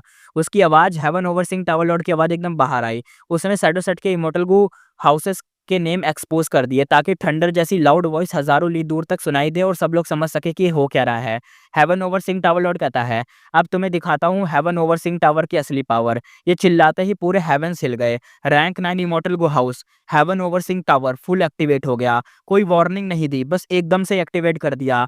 स्काई वाइट हो गया, पूरा वर्ल्ड वाइट हो गया। फेंग युआन भी जो ग्रेसफुल क्योटिक डुअल स्टेज के अंदर था, उस मोमेंट पे बस व्हाइट लाइट ही देख पा रहा था। हर जगह सिर्फ लाइट थी, व्हाइट लाइट। पूरा वर्ल्ड एकदम हर हर कॉर्नर वाइट हो गया था। लाइट हार्मलेस लग रही थी। फेंग युआन को कोई डेंजर फील नहीं हुआ इस लाइट से, लेकिन फेंग युआन कहता है ये है कैसा अटैक। वो जब व्हाइट लाइट धीरे धीरे फेड हुई, फेंग युआन के सेंसेस वापस आए। उसने एक लुक लिया और पूरा बॉडी उसका शेक हो गया देख के। स्काई के अंदर से इमोर्टल गू हाउसेस की बारिश हो रही थी। और नीचे गिर रहे थे वो। गिरते-गिरते भाई वो एकदम डेब्रिस से वापस काउंटलेस गू वॉर्म में बदल गए। यानी ऐसा इस व्हाइट लाइट ने तोड़ा इन गू हाउसेस को, मतलब जितने भी गू हाउसेस थे ऐसा इसने तोड़ा कि इनके मतलब देखो ये गू हाउसेस कैसे बने थे, इमॉर्टल जितने भी इमॉर्टल गू हैं, मॉर्टल गू हैं, इन सबको मिक्स करके बने थे ना, तो ये वापस से अपने पुराने रूप में आ गए। यानी ये जो मॉर्टल गू और इमॉर्टल गू में वापस बदल गए। लेकिन एक भी गोवम सर्वाइव नहीं हुआ, यानी मरे हुए गोवम गिर रहे थे और उनके कॉर्प्सेस नीचे गिर रहे थे। सबसे अजीब बात ये थी कि इन डेड गोवम की बॉडीज पर कोई इंजरी नहीं थी, लेकिन उनमें लाइफ का एक भी ट्रेस नहीं था। जो 3 immortal Gu house heaven overseeing tower के सबसे क्लोज थे, ग्रीन वेव पवेलियन और वीविंग ककून मैनर और गोल्डन अल्टर, वो पूरी तरह से ब्रेक हो गए। बाकी इमॉर्टल गू हाउस तो थोड़े बहुत डैमेज दिख रहे थे कि हाँ डैमेज हुए हैं, ये हिस्सा गिरा है, वो हिस्सा गिरा है, लेकिन जो 3 थे ये तो पूरे वाइप आउट ही हो गए, खत्म ही, दिख भी नहीं रहा। ओवरऑल देखा जाए तो फेंगयुआन का ग्रेसफुल कियोटिक डुअल स्टेज सबसे कम डैमेज में बचा था। फेंगयुआन एक थॉट उसके दिमाग में आता है, क्या हेवनली कोर्ट ने मुझे स्पेयर किया, यानी मुझे मतलब जानबूझ के छोड़ा है, मेरे पे ज़्यादा ध्यान नहीं दिया। लेकिन तुरंत ही उसने अपने इस थॉट को डिनाई कर दिया। Heaven overseeing tower lord graceful chaotic dual stage को एक नज़र डालते हुए फिर attention 10 extreme immortal zombie lifeless formation पे जाते हुए दिखाता है। कहता है हाँ, अदरवर्ल्डली डीमन। बस उसने एक तरफ देखा और फिर बाकी उस तरफ देखने लगे और यही लाइन उसने बोली थी। अभी जो मूव उसने किया था, उसने फेट इमॉर्टल गू को एक्टिवेट किया था और एक भाई मतलब ना बिलीव करने वाली पावरफुल अटैक करा है। ऐसा ऐसा अटैक जो तुम सोच भी नहीं सकते, ऐसा टाइप का अटैक। ये खुद मतलब ये अटैक ना खुद में फेट की पावर लेके आया था, यानी तुम्हारी किस्मत, तुम्हारे डेस्टिनी की ऐसी की तैसी करने वाला अटैक। और फेट का मतलब क्या है भाई, समझ जाओ। मतलब प्री डेस्टिन्ड बंदे होते हैं ना, जैसे डेस्टिनी उनकी ऐसी होती है कि ये लिखा जा चुका है, उसको चेंज कर देना या जो तुम्हारे साथ होना है वो पहले ला दे, कुछ भी कर सकता है। फेट भाई समझ जाओ यार, किस्मत से किस्मत वाला को तो समझ ही सकते हो तुम। अगर किसी चीज़ का तुम्हें फेट नहीं मिला तो तुम कितनी भी मेहनत कर लो, रिजल्ट नहीं मिलेगा, समझ रहे हो ना? पेट किस्मत मतलब एक तो पहली बात मुझे किस्मत को लेके बहुत गुस्सा आता है। मैं ना इस चीज़ पे लाइव में बात करूँगा। ये फेट, ये किस्मत, ये चीज़ें मैं नहीं मानता भाई। अगर फेट ने डिसाइड किया कि तुम फेल हो गए, तो तुम फेल हो गए, घंटा। एक अनअवॉइडेबल अटैक था, 10 एक्सट्रीम फॉर्मेशन को डिस्ट्रॉय कर सकता था, लेकिन 3 इमॉर्टल गो हाउसेस ने अपने आप को सैक्रिफाइस करके वो अटैक एंड्योर किया। उसी moment 10 extreme immortal zombie lifeless formation के अंदर यिंग वुई बाहर निकल गया और उसकी जगह एक rank 8 great strength true martial immortal zombie आ गया। Great strength true martial immortal zombie कहता है, इतने सालों से सप्रेस होने के बाद अब जैसे ही फ्री हुआ हूँ ना, तो सामने इतना बड़ा एनिमी आ गया, हा हा हा, मुझे पसंद आया। उसने अपना सर उठा के हंसी मारी, फिर हेवन ओवरसीइंग टावर की तरफ फिंगर पॉइंट करके चिल्लाया। कहता है अपना मतलब जो great strength true martial immortal zombie कहता है, हेवनली कोर्ट के चूहो आ जाओ, मेरा डिस्ट्रक्शन सेलिब्रेट करो, मैं दोबारा जिंदा हो गया। और फिर पूरा 10 extreme immortal zombie lifeless formation complete हो गया, क्योंकि भाई देखो 90% कंप्लीट था, लेकिन अब ये जैसे ही ज़ॉम्बी आया तो ये भी एक, इसके पास भी तो एक फिजिक है ना, वो इसके पास भी एक फिजिक है। जैसे ही ये बंदा आया, लो 10% भी कंप्लीट, 100% कंप्लीट हो गई। डार्क क्लाउड्स बन गए, पूरे बैटलफील्ड को कवर करके हर तरफ तेजी से स्प्रेड होने लगे। सभी 10 एक्सट्रीम इमॉर्टल ज़ॉम्बी उन डार्क क्लाउड्स के अंदर छुपे हुए थे। उनके मतलब जो ट्रेसेस थे गायब हो गए। फॉर्मेशन की mystical power countless immortal primacy खींच लिए गए, जो स्टारलाइट जैसे लग रहे थे। ये इमॉर्टल प्राइमेसी एक्चुअली वो थे जो साउथर्न बॉर्डर के गो इमॉर्टल के मरने के बाद बचे थे। वो सब डार्क क्लाउड्स के डीपेस्ट पार्ट में गैदर हो गए। क्लाउड के अंदर काउंटलेस गू वॉर्म इमॉर्टल और मॉर्टल दोनों थे, उड़ते हुए घूम रहे थे। इसी मोमेंट फेंगयुआन को फाइनली समझ आया। फेंगयुआन कहता है तो ये 10 extreme immortal zombie lifeless formation actually एक रिफाइनमेंट पाथ गू फॉर्मेशन है। शैडो सेक्ट आखिर रिफाइन क्या करना चाहता है? उन्होंने साउथर्न बॉर्डर के गो इमॉर्टल के इमॉर्टल प्राइमेसी को रिफाइनमेंट मटेरियल की तरह यूज करा, लेकिन वो रिफाइन क्या कर रहे हैं इसी मेथड में? मतलब एकदम भाई कुछ समझ नहीं आ रहा था कि क्या हो रहा है। जो माइटी गो इमॉर्टल होते थे वो अब तक एक तरीके से आंट की तरह ट्रीट किए जा रहे थे, यानी तुम समझ रहे हो ना, रैंक 7 रैंक 6 रैंक 8 वाले, रैंक 8 तो नहीं, रैंक 7 और रैंक 6 वाले जो इतने खतरनाक इमॉर्टल्स होते हैं उनको भाई चींटियों की तरह मसल दिया गया, रिफाइनमेंट की तरह किल करके यूज कर लिया गया। रैंक 8 वाले को भी ऐसा ही हाल हुआ। फेंगयुआन के पास 500 साल का एक्सपीरियंस था, लेकिन उसने कभी ऐसा सीन नहीं देखा था। शैडो सेक्टर जो हिस्ट्री के डेप्थ्स में छुपा हुआ था, एक मिस्टीरियस फोर्स था, अब फाइनली अपनी असली मोटिव और काउंटलेस ईयर से चल रहा प्लान दिखाने वाला था। हेवन ओवरसीइंग टावर लॉर्ड कहता है तुमने सीरियसली ये फॉर्मेशन हमारे सामने एक्टिवेट कर दी? हाँ, पहले तुम दुनिया में इनविंसिबल थे, लेकिन अब तुम ऑलरेडी डेड हो। अगर तुम हमें रिस्पेक्ट नहीं देते, चलो ठीक है, लेकिन ये हेवन डिफाइन एक्ट जो हेवन की मर्जी के अगेंस्ट जाता है, इसे हम कैसे होने दे सकते हैं? हेवन ओवरसिंग टावर लॉर्ड चिल्लाता है, हेवनली कोर्ट के इमोर्टल्स की पावर गैदर करके हेवन ओवरसिंग टावर का सबसे स्ट्रॉन्गेस्ट अटैक दोबारा लॉन्च करने के लिए। शैडोसेक्ट इमोर्टल कहते हैं, सह लो। उन्होंने पहले से प्रेडिक्ट किया था, इसलिए तुरंत ही अपने इमोर्टल को हाउसेस को एक्टिवेट करके चार्ज किया और पूरा वर्ल्ड एकदम से दोबारा से वाइट हो गया। ये अटैक जो फेट का था, उससे कोई डिफेंड नहीं कर पाया। फेंग युआन होश में आया, एक बड़ा सा ब्लड का जो माउथ से एकदम थूक फेंका, उसका चेहरा पर्पल गोल्ड कलर का हो गया, यानी एकदम खतरनाक, जैसे जहर चढ़ जाता है ना फेस पे, ऐसा हो जाता है। चाहे वो एक अदर वर्ल्डली डीमन ही क्यों ना हो, लेकिन अभी भी इस वर्ल्ड का पार्ट था और उसके इफेक्ट के अंदर था। उसके इंजरीज दूसरों से थोड़े कम थे बस। फेंगियो ने दोबारा देखा, इमॉर्टल गो हाउसेस, जो अनब्रेकेबल आयरन फोर्ट्रेस था, ब्लड रिवर कैरेट था, नाइटमेयर कैस्टल था, ये सब टूट चुके थे, पीसेस बन के आसमान से नीचे गिर रहे थे। फेंगयुआन का ग्रेसफुल कियोटिक ड्यूअल स्टेज भी ह्यूज लॉसेस फेस कर रहा था। इवन दो वो 10 extreme immortal zombie lifeless formation के अंदर था, 1000 तक इमोर्टल गु मर गए थे। 2 इमोर्टल गु अब डेथ के एकदम कगार पे थे, अब उन्हें यूज नहीं किया जा सकता था। ड्यूअल स्टेज 7 एजेस में 3 ऑलरेडी टूट चुका था। फेंगयुआन एकदम खुश था, बट थोड़ा बहुत खुश था कि एटलीस्ट जिंदा तो बच गए। यानी ऐसा मान लो, ये जो ड्यूअल स्टेज है ना फेंगयुआन का, इसके 7 हिस्से होंगे, 7 पावर हिस्से होंगे, तो इस 7 पावर वाले हिस्से में इसके 3 हिस्से टूट चुके हैं, इसलिए आधी पावर कम हो गई। फेंगयुआन चाह रहा था कि हेवनली कोर्ट इस 10 एक्सट्रीम फॉर्मेशन को बार बार अटैक करे, जैसे ही कोई ओपनिंग मिलेगी वो ईजिली यहाँ से भाग जाएगा। सिचुएशन क्लियर होती जा रही थी, क्लियरली हेवनली कोर्ट के गो इमोर्टल शैडो सेट के लिए आए थे। अगर फेंगयुआन अभी एस्केप करता तो हेवनली कोर्ट के पास उसको अटैक करने का टाइम ही नहीं होता। फेंगयुआन की आंखों में उम्मीद थी, क्योंकि हेवन ओवरसीइंग टावर फिर से व्हाइट लाइट से सराउंड हो गया। व्हाइट लाइट गदर होकर ठीक होने लगा। जैसे ही वो मैक्स कैपेसिटी पर पहुंचा, दोबारा फेट का सबसे स्ट्रॉन्ग अटैक रिलीज होता है और तब 10 एक्सट्रीम फॉर्मेशन पक्का ब्रेक हो जाएगा। लेकिन क्या होता है, वूश आवाज आई। सैक्रेड फेदर सिटी हवा के तूफान के साथ फेंगयुआन की तरफ क्रैश होने आया। फेंगयुआन कहता है, तुम हेवनली कोर्ट के गो इमॉर्टल को इग्नोर करके मेरे पास आ रहे हो। फेंगयुआन हल्की सी हंसी करता है, लेकिन सामने वाला फाइट नहीं करता। फेंगयुआन स्मार्टली ग्रेसफुल क्योटिक डोल स्टेज को मैन्यूवर करके डॉज करता है और पेशेंसली हेवनली कोर्ट के अगले अटैक का वेट करता है ताकि कोई ओपनिंग हो। लेकिन क्या होता है, बूम आवाज आई। अचानक हेवन ओवरसिंग टावर तेज से हिलता है, जो व्हाइट लाइट गैदर हो रही थी वो अचानक से एक्सप्लोड हो जाती है और गायब हो जाती है। हेवन ओवरसिंग टावर अब भाई ब्लेमिसेस से एकदम भरा हुआ था, यानी एकदम डैमेज हो गया था गंदे तरीके से।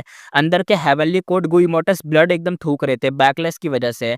सैक्रेड फेदर सिटी के अंदर 7 स्टार चाइल्ड की आवाज आती है, हेवन ओवरसिंग टावर लॉर्ड, तुम हमारे ट्रैप में आ गए हो, अब तो तुम गए। इस वक्त सैक्रेड फेदर सिटी के अंदर 10 से ज्यादा शैडोसेट गो इमोर्टल थे, जिनमें immortal zombie 7 star child, immortal zombie बो क्विंग और यी वुंगशी लीड कर रहे थे।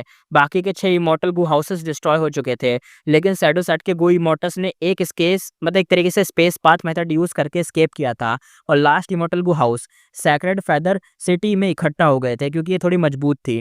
लेकिन तुम सोच रहे हो कि फेंगयुआन ने तो इसके टुकड़े करे थे, बिल्कुल इसके टुकड़े करे थे, लेकिन बहुत सारे टुकड़े हो गए थे। जो बीच का हिस्सा था वो अभी भी बाकी था, यानी अगर ये 100% बड़ी ही थी ना सैक्रेड फेदर सिटी, तो इसका सिर्फ कुछ हिस्सा बचा होगा, ऐसा मान लो 20%, जिसमें ये लोग बचे हुए थे। इसलिए अब क्या हुआ, टेरिटोरियल एडवांटेज यानी जो बायोम का एडवांटेज था, 10 extreme physique motor zombie lifeless formation के साथ इतने सालों की प्लानिंग के बाद शैडो सेट का ये ये जो चीज़ थी, ये चीज़ पाना अनयूजुअल नहीं था, यानी प्लानिंग की गई तभी तो इतना डैमेज कर पाई ये हेवनली कोड को। फेंगयुआन कहता है, ये कैसे पॉसिबल है भाई? डैमेज देकर फेंगयुआन शॉक्ड था और डाउटफुल भी था कि भाई ये कैसे हो सकता है, ये जो हैकर लोग हैं इनको ही कोई पीट रहा है। हैकर कैसे पीट रहे थे? हेवन ओवरसिंग टावर के अंदर हेवनली कोड गो इमोर्टल एक एक करके रिएक्ट करते हैं। एक गो इमोर्टल कहता है, हेवन ओवरसिंग टावर एक रैंक 9 इमोर्टल गो हाउस है, इतना हैवी डैमेज कैसे पॉसिबल हो सकता है? दूसरा गो इमोर्टल कहता है, शैडो सेक्टर ने पहले अटैक नहीं किया, इसका मतलब है टावर में खुद ही कोई प्रॉब्लम है। तीसरा गो इमोर्टल कहता है, हेवनली कोर्ट में ट्रेटर्स हैं, हमारे आसपास ट्रेटर्स भरे हुए हैं, यानी धोखेबाज। हेवन ओवरसिंग टावर लॉर्ड का चेहरा एकदम भाई बेकार सा हो गया। वो बियान चैन तियान और लियान जू शेंग को घूर कर देख रहा था, क्योंकि मैं भी जानता हूँ क्यों देख रहा है, पता है क्यों? क्योंकि इसने ये दोनों लोग और टावर लॉर्ड तीनों ने मिलकर इसको रिपेयर करा था, तो छेड़छाड़ भी यही 3 लोग कर सकते हैं। पहले जो स्वॉर्ड इमॉर्टल बुकिंग जब जागा था, उसकी स्वॉर्ड लाइट से सेंट्रल कॉन्टिनेंट में रैम्पेज हुआ था, तो एक स्ट्राइक हेवन ओवरसिंग टावर पे भी कट कर गई थी। जैसा मैंने बोला, देखो वही सीन आया ना। अब बड़ा डैमेज हुआ, इसलिए हेवन ओवरसिंग टावर लॉर्ड ने बी चैन और लियान जू शेंग को एक साथ मिलवाकर आपस में रिपेयर करवाया। नाउ टावर लॉर्ड खुद भी क्लियर था कि इसका मतलब ट्रेटर सिर्फ बियान चैन या लियान जू शेंग हो सकता है, इन दोनों में से कोई होगा। टावर लॉर्ड की बात सुन के बाकी गू इमोर्टल तुरंत ही रिएक्ट करते हैं और दोनों से थोड़ा-सा दूर हो जाते हैं। उन्हें घेरा हुआ एक सर्कल बना लेते हैं, यानी अब उन दोनों को ही घेर लिया। बियान चेंतियान कहता है, वेट, मैं शैडो सेट का ट्रेटर कैसे हो सकता हूँ? उसका चेहरा थोड़ा सॉफ्ट और फ्यूरियस था। बी चेंतियान कहता है, बियान चेंतियान या बी चेंतियान एक ही बात है, ठीक है? हेवनली कोर्ट जॉइन करने के लिए काउंटलेस ट्रायल पास किए थे यार मैंने। हेवनली कोर्ट 3 मिलियन ईयर से एग्जिस्ट करता आ रहा है। कब किसी ट्रेटर को अंदर अलाउ कर दिया है? शायद ये शैडो सेट का कोई ट्रिक है। अभी अर्जेंट मैटर है कि रिफाइनमेंट पाथ फॉर्मेशन को डिस्ट्रॉय करना। हमें शैडो सेट की स्कीम को जल्दी से खत्म करना होगा ना, इसमें फँसना नहीं चाहिए, वो हमें आपस में लड़वा रहे हैं। बी चेंतियान की बात थोड़ी सिंसियर लग रही थी और उसका एंग्जायटी क्लियर दिख रहा था कि दिक्कत है। यहाँ पे लियान जूशेंग कहता है, "हा, हा, हा।" वो लाउडली हँसता है, उसका चेहरा डार्क हो जाता है। वो एकदम एरी टोन में कहता है, "एग्ज़ैक्टली, क्योंकि ये ऑर्गेनाइज़ेशन 3 मिलियन ईयर पहले बनी थी। उसके सारे टेस्ट और ट्रायल आउटडेटेड हो गए हैं। हेवनली कोर्ट में घुसना अब इतना मुश्किल नहीं है।" बी चेंतियान कहता है, "लियान जूशेंग, तुम? क्या तुम ही हो?" वो शॉक्ड हो गया, एक कदम पीछे हटा लिया इस बंदे से। इमोर्टस कहते हैं, "तो मतलब लियान जूशेंग तुम ही ट्रेटर हो?" इमोर्टस कहते हैं, "क्या तुम सच में लियान जूशेंग हो या कोई और ही हो?" हेवनली कोर्ट के गो इमोर्टस फाइट के लिए रेडी हो गए, लेकिन किसी ने भी मूव नहीं करा। लियान जूशेंग कहता है, "लियान जूशेंग कभी एग्जिस्ट करता ही नहीं था। तुम मुझे रोकना चाहते हो। रैंक 9 इमोर्टल गो हाउस भी मुझे नहीं रोक पाएगा। हा हा हा हा। पहले ये अटैक सर्वाइव करके दिखाओ, फिर बोलना।" ये बोलते ही लियान जूशेंग तुरंत ही एकदम मर गया। हैं? मर गया? एक बड़ा-सा ग्रीन वाइंड उसकी बॉडी से ब्लास्ट हुआ। इमोर्टस कहते हैं, "ले भाई, उसने अपने आप को मार के वाइंड्स ऑफ एसिमिलेशन शुरू कर दी।" लियान जूशेंग का आइडेंटिटी एक्सपोज़ हो गया था। उसने तुरंत ही सुसाइड कर लिया। अपना इमोर्टल प्राइमेसी डिस्ट्रॉय करके वाइंड्स ऑफ एसिमिलेशन क्रिएट करी। उसका रेज़ोल्यूशन और बोल्डनेस एग्ज़ैक्टली क्वीन बाईशेंग जैसा ही था। यानी भाई, अपने गोल के लिए मर जाओ और वो गोल कंप्लीट करो। वाइंड्स ऑफ एसिमिलेशन लिटरली सब कुछ एसिमिलेट कर सकता था, बहुत ही एक्स्ट्राऑर्डिनरी चीज़ थी। लेकिन ये हेवन ओवरसीइंग टावर के अंदर का इंटरनल स्पेस था, जो कि रैंक 9 इमॉर्टल गो हाउस था।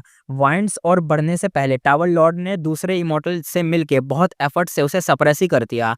लेकिन लियान जूशेंग की डेथ सिर्फ वाइंड्स क्रिएट करने से लिमिटेड नहीं थी। अब डाउट ये था, अगर एक ट्रेटर था, तो क्या और भी हेवनली कोर्ट के अंदर ट्रेटर भरे हुए हैं?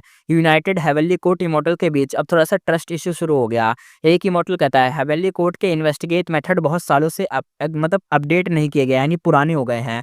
उसकी एबिलिटी के हिसाब से कोई भी अंदर आए, ऐसा इम्पॉसिबल तो नहीं है, यानी आ सकता है। और वो सीरियस टोन में कह रहा था एक इमॉर्टल। दूसरा इमॉर्टल कहता है, टावर का डैमेज कितना ज़्यादा है?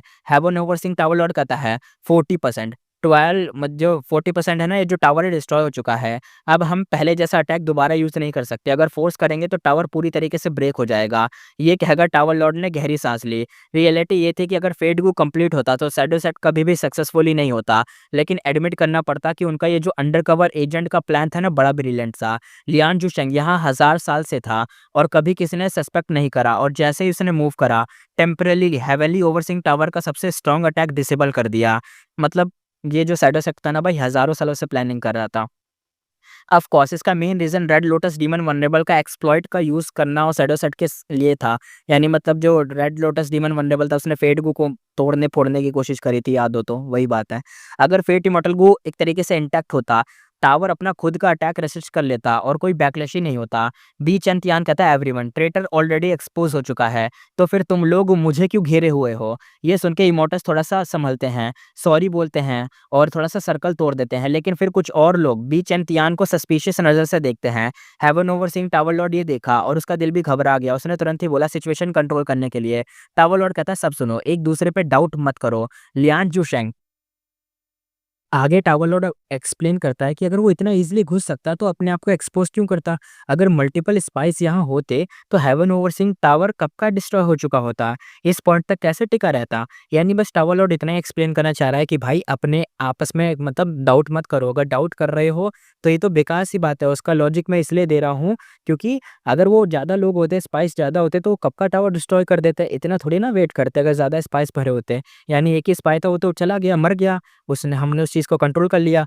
अब बाकी ध्यान अपने टावर पे दो। यानी ये जैसे बीच एंतियान है ना, इस पे शक-वक मत करो, आपस में साथ रहो। इसका कहने का ये मतलब था। इमोर्टस कहते हैं, हाँ, ऑलमोस्ट हम उसके स्कीम में आ ही गए थे। इमोर्टस दोबारा कहते हैं, टावर लॉर्ड सही कह रहे हैं, शैडो सेट की लिमिट बस यहीं तक थी।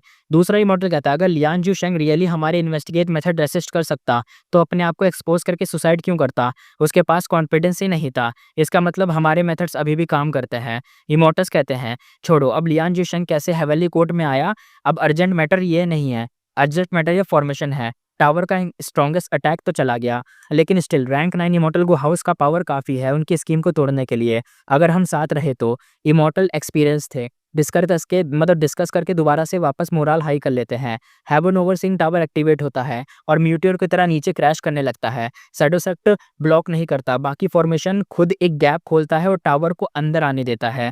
फेंगिवान एस्केप करना चाहता था, लेकिन सेक्रेड फेदर सिटी ने उसका रास्ता ब्लॉक कर दिया था। अब फॉर्मेशन के अंदर 3 इमॉर्टल वो हाउसेस एक दूसरे के अगेंस्ट क्योटिक बैटल में लग गए थे। Even though haven overseeing tower heavenly एक तरीके से डैमेज था, फिर भी रैंक 9 ओवरलॉर्ड की तरह अनस्टॉपेबल था। यानी कोई रास्ते में नहीं आ रहा था और सब हट गए थे, वो आराम से आ रहा था। शैडो सेक्टर ये सेक्रेड फेदर सिटी थी और 10 extreme immortal zombie lifeless formation की पावर से बेयरली कॉन्टेस्ट कर रहा था। इधर पेंगुइन आपस अपना जो ड्यूअल स्टेज है ना, अपने ड्यूअल स्टेज में आपस में ही अपना करे जा रहा था। इन्विजन पे फ़ोकस कर रहा था कि कहीं से रास्ता मिले, निकलूँ यहाँ से। और कंपेयर करें पहले, तो उसकी सिचुएशन अब बहुत बेटर थी, यानी अब स्टेबल हो गया था फेंगयुआन अपना। क्योंकि शैडो सेक्ट और हेवनली कोर्ट दोनों ह्यूज लॉसेस हुए थे और एक अदरवर्ल्डली डीमन होने की वजह से फेंगयुआन के लॉसेस सबसे कम थे। फेंगयुआन सोचता हुआ कहता है, कोई रश नहीं है। शैडो सेक्ट और हेवनली कोर्ट एक तरीके से आपस में ही एनिमीज़ हैं। वो कंटिन्यूअसली फाइट करेंगे। जैसे-जैसे वो खुद वीकन होते जाएँगे, कमज़ोर होते जाएँगे, मुझे एस्केप का परफेक्ट चांस मिलेगा। अभी मेरी प्रायोरिटी है अपनी स्ट्रेंथ को प्रिज़र्व करके रखना ताकि एंड टाइम पे यूज़ कर सकूँ। हेवन ओवरसीइंग टावर लॉर्ड अपने लोगों को समझाते हुए कहता है, जल्दी मत करो, जब तक हम फॉर्मेशन के अंदर हैं। शैडो सेट को अपना फ़ोकस हेवन ओवरसीइंग टावर पे रखना ही पड़ेगा। जितना लंबा खींचेगा, उतना बड़ा कैलेमिटी और ट्रिब्यूलेशन आएगा और हमारी विनिंग चांस हाई होगा। बो किंग सेक्रेड फेदर सिटी के अंदर कहता है, स्टॉल। 7 स्टार चाइल्ड कहता है, एग्ज़ैक्टली हमारे पास यिंग वूशी है। जितना ज़्यादा टाइम खींचेगा, उसका कल्टीवेशन लेवल और ड्रीम पाथ किलर मूव उतना ही स्ट्रॉन्ग होगा। ड्रीम पाथ इस एरा से बाहर की चीज़ है। इवन हेवन ओवरसीइंग टावर उसे डिफेंड नहीं कर पाएगा। ड्रीम पाथ के अगेंस्ट उसकी डिफेंस ऑलमोस्ट ज़ीरो है। यिंग वू शुई अपनी तरफ इशारा करता है, आँखें बड़ी करता है, कहता है, तुम लोग मेरे बारे में बात कर रहे हो क्या? 7 स्टार चाइल्ड सर हिला के कहता है, हाँ। इवन टावर लॉर्ड तुम्हारी रियल सिचुएशन रिड्यूस नहीं कर पाता, लेकिन एक बात है, जैसे-जैसे तुम्हारा कल्टीवेशन लेवल बढ़ेगा, तुम्हारा immortal killer move lead soul into dream और ज़्यादा कॉम्प्लेक्स और पावरफुल होता जाएगा। इसके लिए और ज़्यादा गूवॉर्म्स लगेंगे और एक्टिवेशन प्रोसेस होगा वो भी हार्डर होगा। तुम बहुत ही ध्यान से यूज़ करना होगा, ठीक है? बहुत अच्छे से करना, एक भी मिस्टेक अलाउड नहीं है प्लीज़। यिंग वुईशी गहरी साँस लेता है, दोनों हाथ हिलाता है और थोड़ा फ़ियरफुल एक्सप्रेशन दिखाता है। यिंग वुईशी कहता है, अंकल ज़ॉम्बी, तुम्हारी बात सुन के तो मैं नर्वस हो गया। इंटरेस्टिंग चीज़ ये थी कि शैडो सेक्टर, हेवनली कोर्ट और फेंगयुआन तीनों सेम चीज़ प्लान कर रहे थे, स्टॉल फॉर टाइम। लेकिन एंड में, लास्ट में हँसने की जो हँसी मारेगा, जो बचेगा वो कौन होगा? ये अभी भी मिस्ट्री थी। यानी जो हँसने वाला बंदा या एंड में कौन बचेगा जो देखो तीनों लोग अपना-अपना टाइम बाय कर रहे हैं। हेवनली कोर्ट चाह रहा है ज़्यादा टाइम बढ़ेगा तो ट्रिब्यूलेशन तगड़े लेवल का आएगा, सब तबाह हो जाएगा, हम ज़िंदा रहेंगे, हम बच जाएँगे। हेवन अपना प्रकोप दिखाएगा या जो भी दिखाएगा। और ये दूसरा जो शैडो सेक्टर वो सोच रहा है कि अरे बढ़िया है, टाइम मिलेगा, ज़्यादा टाइम मिलेगा तो अपना रैंक 9 का पावर दिखने वाला होगा और रैंक 9 की पावर से शैडो सेक्टर अपना पावर दिखा के ये भाई हैकर्स का तो बैंड बजा देगा एक बार में। और फेंगयुआन सोच रहा है कि ये दोनों जितना ही टाइम लेंगे उतना जल्दी जितना ही टाइम आपस में लड़ेंगे उतना ये दोनों वीक होते जाएँगे और जब मुझे टाइम मिलेगा मैं यहाँ से भाग जाऊँगा। इसी के साथ एपिसोड करते हैं खत्म, फिर मिलेंगे नेक्स्ट एपिसोड में।